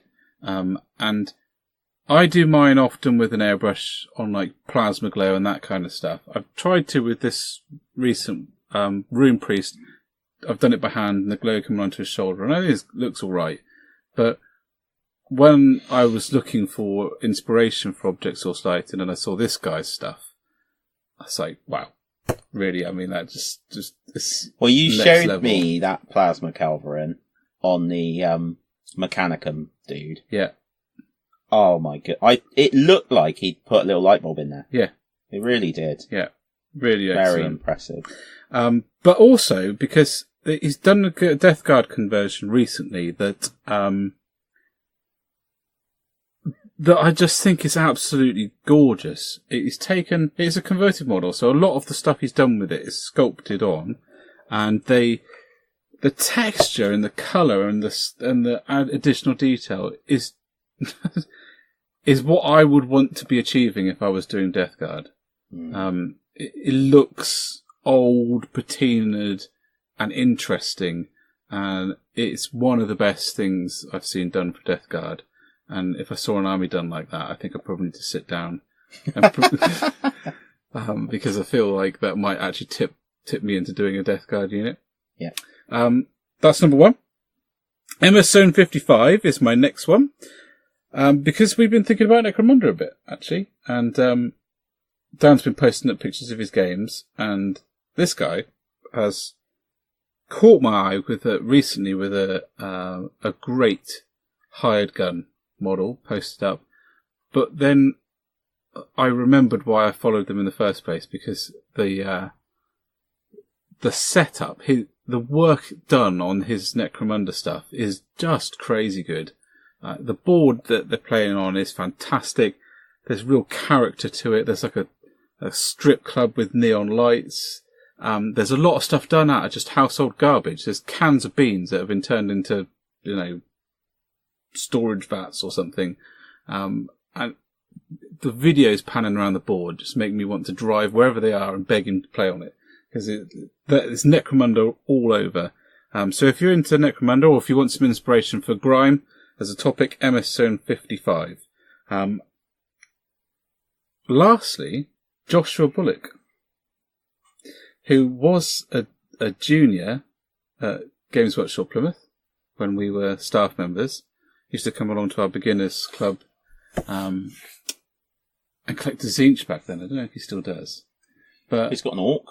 Yeah, crazy. This is what I want to talk about, because he started doing his orcs and weathering them. I don't know if they're for the store, or I think he's taking them to one of the Tenebris campaign, actually. And he went for weathering after listening to our podcast, and I was really chuffed about that. But I hadn't realised how many he'd done until the other day. Yeah, I know. And I saw them and I was like, oh, dude, that looks amazing. So I'd like to give him a shout out, because I kind of miss him. And I think it was awesome to see that army. It's like... Tenebris is this weekend. It is, yeah. So you've got some work to do, dude. You're probably listening to this after you've been. Yeah. Ace, so that's Hopefully me. he's done the work. Yeah. He wants to tick. Yeah. So that's me done. Cool. So, as ever, I've trawled through the hobby desk. Now, this time I'm not sitting here trawling through the hobby desk, because last time, I had to do a whole lot of re-recording because my phone, sent scrap code into the microphone during this point. So first off is Ian, and Ian has posted up pictures of his Zone Mortalis, and it is flipping stunning, mate. So I've already said this anyway. Really wish I could just jump on a plane and go over and visit him and see it, because it's really, really nice. And what I love is, unsurprisingly for me, the use of the transfers. So he's used a lot of the transfers from the Cadian Imperial Guard transfer sheet, to put numbers on the different zones. Imperial slogans are on there as well. And what's exciting about that for me is when I do my terrain for Necromunda, I want to theme it a bit to Cawdor, so I've bought some little candles from Chromlech, and putting Imperial slogans and Imperial type numbers and things like that, I think will really add to that sort of, especially the slogans, I suppose, that religious kind of look to it. Yeah. But worn away and Litanies, like bulletins from the Munitorum. Yes, yeah, and he's done things like that as well, and it just looks really, really good. And I spotted a picture of it incorporating the Sector Mechanicus terrain. Yeah. And that is just the dream. That is the dream. It looks amazing. And I really like that idea. I've said to Chris a few times, because he's been on the fence about getting a Zone Mortalis. And I've been thinking about it, maybe doing it as a combined thing. and saying how sweet it would be to have all of those pipes and things. Yeah. And then interior of a starship as well, easily. Yeah. Especially using the thermic vent things and stuff like that. Some of those pipe things aren't available anymore. So, no, but I think the plasma ones they are. Still are, which is the ones I think would be really cool for a spaceship. Yeah. Like you could have it all leading into the engine room. Yeah. I'm sure I've said that before, but I love it. I love the idea. Yeah. So Ian, that is fantastic, mate. Really good and really, really inspirational. It also broke me a little bit. Did it? Yeah, because, well, first of all, thank you for posting how you did it on our hobby forum in real detail, because that was excellent. And I know I have cut and pasted it, well, photographed it, and I will refer back to it. But when you said that, you'd got the posters from the article that Peachy wrote, I thought, what do you mean, the article that Peachy wrote with the posters? Because I thought he'd just trawled all the way through Regimental Standard. So I trawled all the way through Regimental Standard, every single version of it, and pulled out all the posters. And there on his article was a downloadable PDF with all the posters on, and I nearly cried. It took me like 3 hours to go through every Regimental Standard one to get them out. But yeah, I thought it was amazing. Absolutely amazing. Very good. So next up, John, and that's John Askham, and he's put up a Blood Angel, a Primaris Blood Angel, which is really nice. Noise. Yeah, it's very nice. Really nice red. Really nice highlights on it. Just all round great. I tagged Tom in the post because he's a big Blood Angel man. Yeah. And he was like, oh my goodness. So yeah, that was really good. I hope it goes somewhere. You've said in the post that most of your projects don't go anywhere, but I hope it does. And I would really like to see, the squad, if the squad comes up, or a kill team, or a whole army, dude. Go for it. It's the way to go. So yeah, that's just, well, it's awesome. I think Mike M is possibly going to have painted every single soldier in the game in Westeros. Yeah. Because they just keep coming every week. It's brilliant to see. I'm loving it.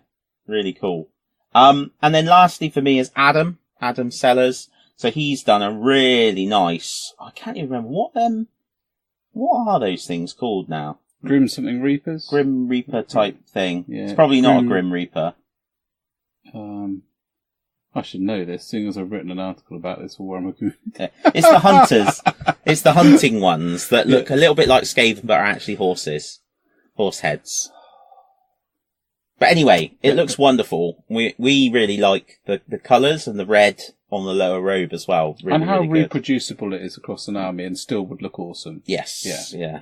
Which is what you want when you're painting loads of them ghosts. Yeah, it absolutely is. So yeah, that's very nice as well, Adam. So yeah, good. There's loads of other great stuff on there. We can't go through everything. Well, we could. We do talk a lot, but Ben has taken some time and updated the calendar. Yep, I have. So it is events time. It is. What's going on? So where would we be? This will be released on Wednesday the 23rd. So the weekend afterwards, we've got the Scouring of Cheshire, which is a Lord of the Rings event, and that will be in Element Games. I've always felt Cheshire needed a bit of scouring. Yeah. It's also the Southwest Imperial Assault Regional, and that's been run by Curtain Games. And if their X-Wing Regional is anything to go by, that's going to be awesome. Mm-hmm. That's probably almost full, so if you're listening to this and you desperately want to get involved in that, call quickly. Darkstar have got an X-Wing hyperspace event on the same day. That's on the 26th, 27th. It's a Warhammer 40k tournament at Darkstar again. So 1,750 points. Again, these are all the following weekend after the podcast, so I suggest that you call quick if you're really interested in that. And the terrain in open war, which you've spoken about leading up to Terra Games in Newton Abbot, it's a PowerPoint army for 40k, so that's on the Sunday the 27th. Moving forward, the next weekend is Paw, which is always a fantastic event, really well established. There's a tournament there being run by Cross Sword Games, which looked like it was really good last year, so I'm assuming it'd be fair bet to say it'll be good this year. However, we spoke about it this last time and said it's already full. So I don't think it's full. It's got 37 people going. Yeah, I thought they'd fill the tickets. Oh, okay. But well, there must be room for at least one more, because you can't have 37 people. No, it's true. Unless but someone's just going to play a bacon roll. I think the bottom line is, if you want to get involved in that quickly. On the Saturday, it's all curtain games. We're running the Age of Sigmar Masters. Wait a minute. You can't go past Paul. We are going to Paul. That's true, we are going to Paul. Not that, we're celebrities, but... If you want to see us, we'll be... We'd love to see you. Yeah, so if you would like to see me, you would love to see Ben as well, I'm afraid. But on the Saturday, we're going to be there. Yeah, we aren't are. We? Yeah. Because that's the day I've negotiated. On the Sunday is the Age of Sigmar Masters at Curtain. No, sorry, Saturday. Age of Sigmar Masters at Curtain. That is invite only. So... I quite like to see Age of Sigmar Masters, there ain't no way we're going to that, is there? That's no, well, we're going to Paul. It's an event for players who've placed in the top 3 over the last year's Age of Sigmar events, so that's going to be...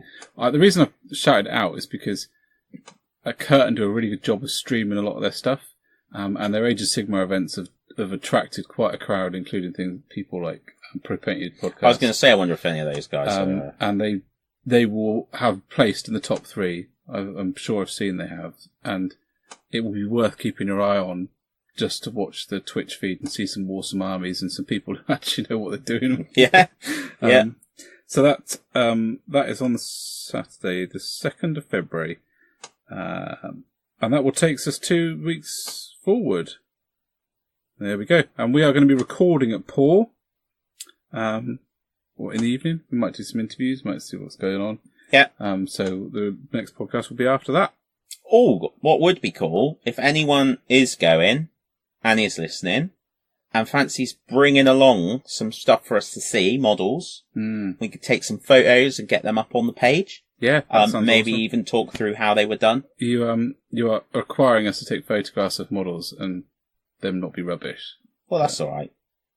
Because photographing models is a nightmare. Yeah, if you're really worried, bring your own photos. All right, awesome. So that's our community bit done.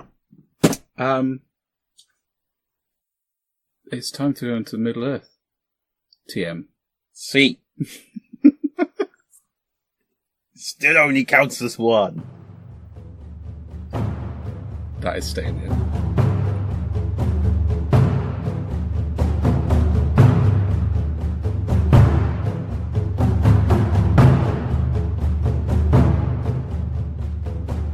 Hi guys, and welcome to Middle Earth, which is a semi-regular feature on Lord of the Rings, which is a game that Dan and I both loved hugely when we were staff members, and has thankfully come back to us.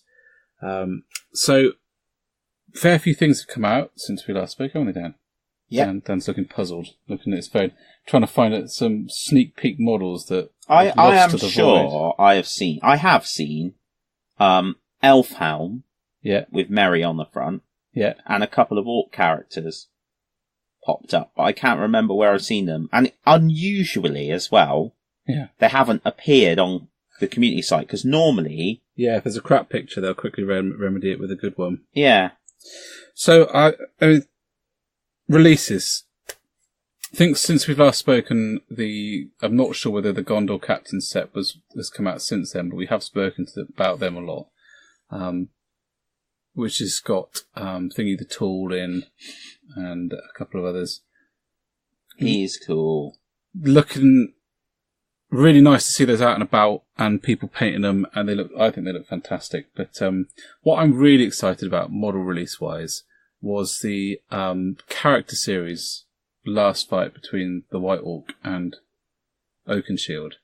Not just because that actually in and of itself is a stunning piece, and actually, even though The Hobbit didn't tick all my boxes, it was a great scene in the film, and the model has done it justice. It's what it means in the future. Yeah, that's what really excites me. That if we're going to see character series models in the same way that we saw character series models and are seeing character series models for Horus Heresy, then I'm really stoked about where that's going to take us in the future, because I think we'll probably end up seeing less of boxes like Ambush at Amon Hen, for example, which is the way they were first released. The Games Workshop effectively sculpted a set to represent a scenario, and then you'd buy the set and you'd be able to play the scenario. The scenarios came with the books, and a lot of those are quite thematic, quite cinematic. You know, they're of that moment and difficult to. For example, I think in the Ambush at Amon Hen there is orcs carrying off Merry and Pippin. Yeah. You wouldn't use those anywhere else other than in a scenario, but they're fantastic pieces. And I reckon that these character series ones are going to be where we see that part of the miniature production coming from. So you'll get pieces that, in and of themselves, might or could be used in scenarios, but they represent a moment in the film or the imagery. And I'm hoping that we start to see that branching out into other things as well, that weren't necessarily in the films, which would be quite exciting. So there's that. 3 hunters. 3 hunters. They're lovely, aren't they? Yeah, they are lovely. And they've got their own dice. I liked the original 3 hunters as well in resin. Can never get enough versions of Gimli, Legolas and Aragorn though. One of the things I will say, I got Gandalf the White for Christmas. And I would admit to taking some of the criticism that people had said about Lord of the Rings faces a little bit on board and thinking, well, actually, comparatively, I felt that when you look at things like the for example, the Elrond face from the original set of sculpts, it's just absolutely stunning. And it effectively could have been a computer-generated model of the dude's face from the film. That the new ones didn't look, from the photographs, that they were like that. Mm-hmm. However, when I got the box set in my hands, the faces are absolutely stunning. And I might pull them off the shelf for you to see in a minute. Or do you want to see them? Yeah. Because I think it changed instantly my view on things. And I know people have had a feeling about the Legolas face in this 3 Hunters set, but I'm going to wait until I see them more. I'm going to buy the set, and I can't wait to see them because I think they're going to be absolutely fine. Models on a podcast never works. Check those faces out, dude. So I can ooh and ah over that. Yeah. And when you think, oh wow, yeah. It is always worth pointing out, when we're talking about Lord of the Rings, that the model scale is 25mm. Yeah. It's not 28mm. It's not in scale with anything else. So the faces are a lot smaller. This is a wonderful model, isn't it? Yeah. Even just like the detail on the staff as well, the head of the staff. Yeah. What's really is a shame is how much detail is hidden by that cloak whipping round over the front of him. Yeah. On his sword and his baldric. It's really, really nice. So I got that for Christmas. That sword, oh my days. Yeah. You're going to want to look after that, aren't you? Flippin' heck. That is insane, isn't it? Yeah. So that's my first, other than Theoden, which was a stunning model. That's my first of the new Lord of the Rings stuff in plastic, and I am blown away by it. So I'm really positive. I think I'm going to paint some Lord of the Rings this month. Yeah, I got you. I need to start painting Lord of the Rings. I've assembled about 50 million models and yes, not painted a single one of them. So that's really exciting. What I'm really looking forward to is the content that's going to come in White Dwarf, because it seems like the perfect place to add in scenarios and extra stuff round the edges, especially with the new direction that White Dwarf is taking. It feels like it's going to be a place where we're going to see that kind of stuff coming out. So that's really quite cool, especially when you think back across the history of White Dwarf.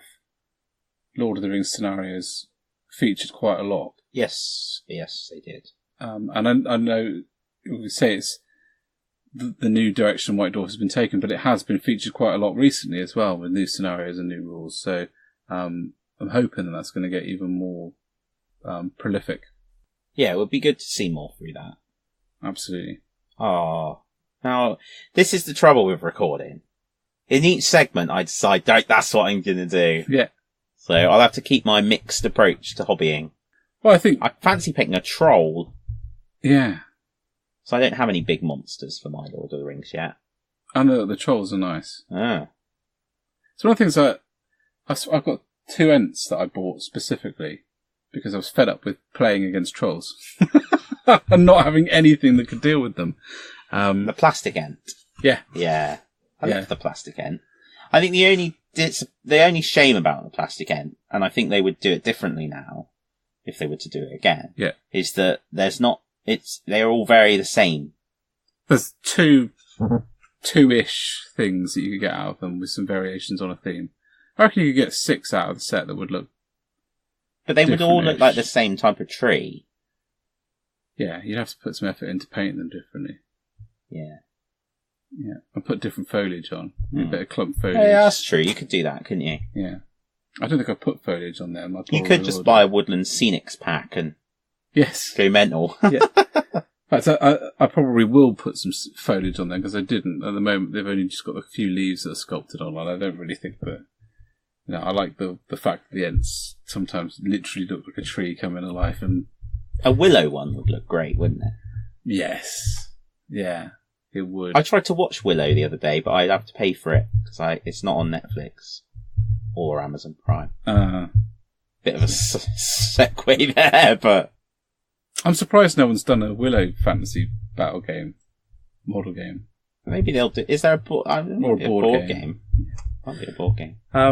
There is something. Yeah. So this week we have Gondor, the first of the army books.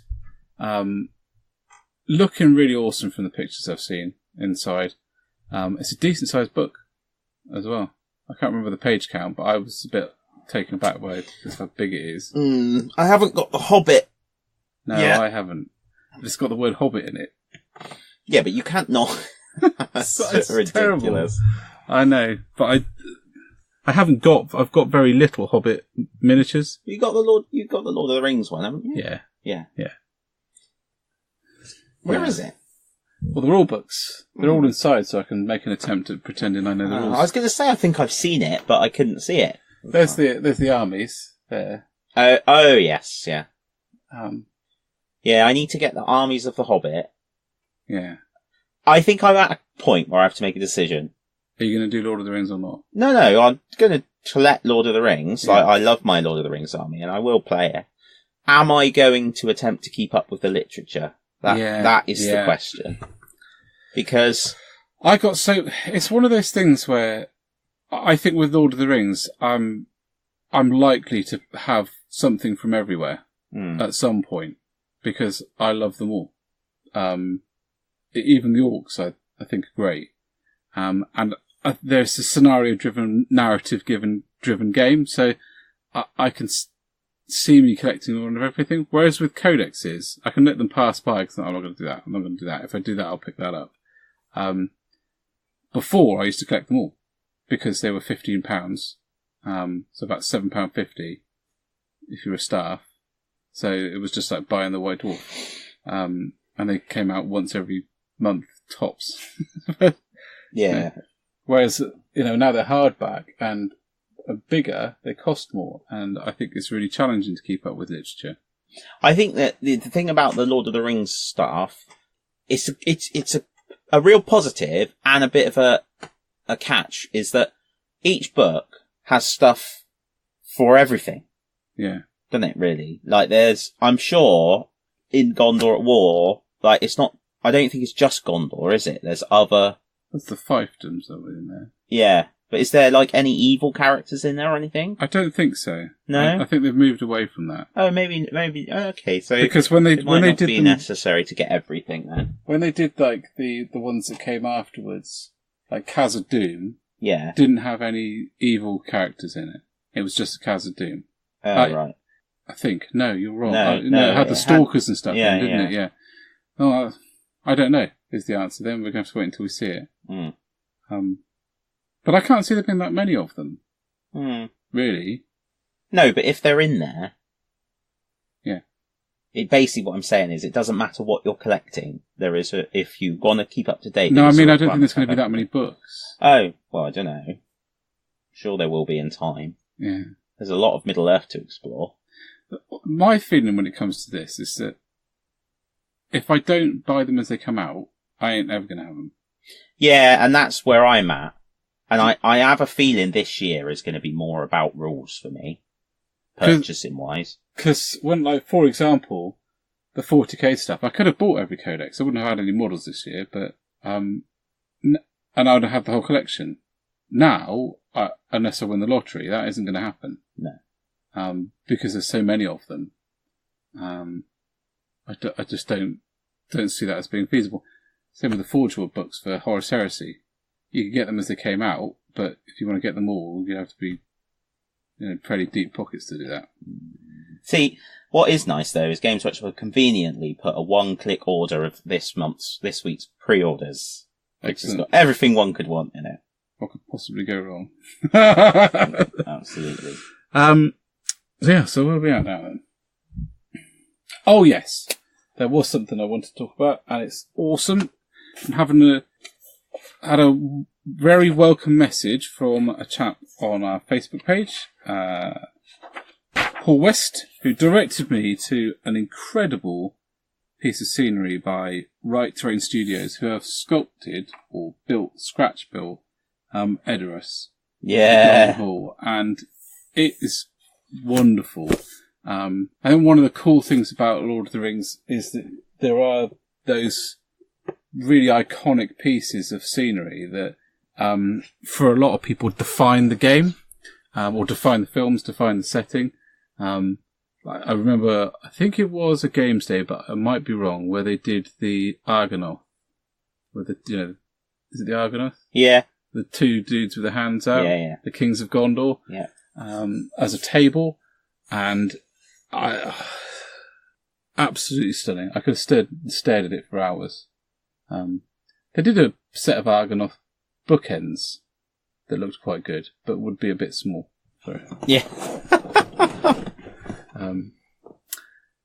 So I found that very exciting. And community-wise as well, Curtain have been working on building Sauron's Tower. Oh, yeah, we did talk about that. They're 3D printing it, aren't they? 3D printing it to have on their gaming tables in store. So, and they're running a number of events coming up, and there's a couple of places running Hobbit events, Middle-earth strategy battle game events. So it's really cool to see it taken off. If you are going to an event, what you may need is a Generals Pack. Games Workshop have released a new Generals Pack for Lord of the Rings.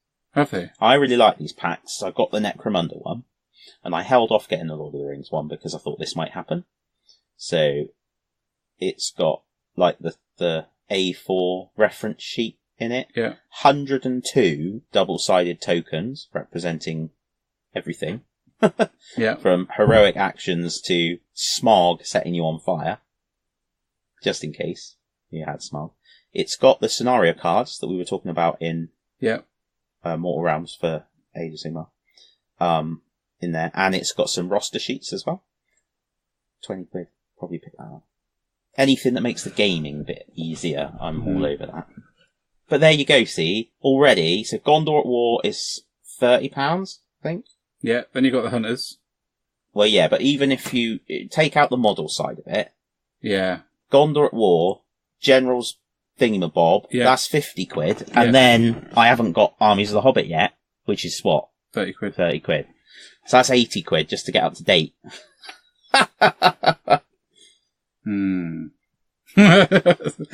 Oh dear. Yeah.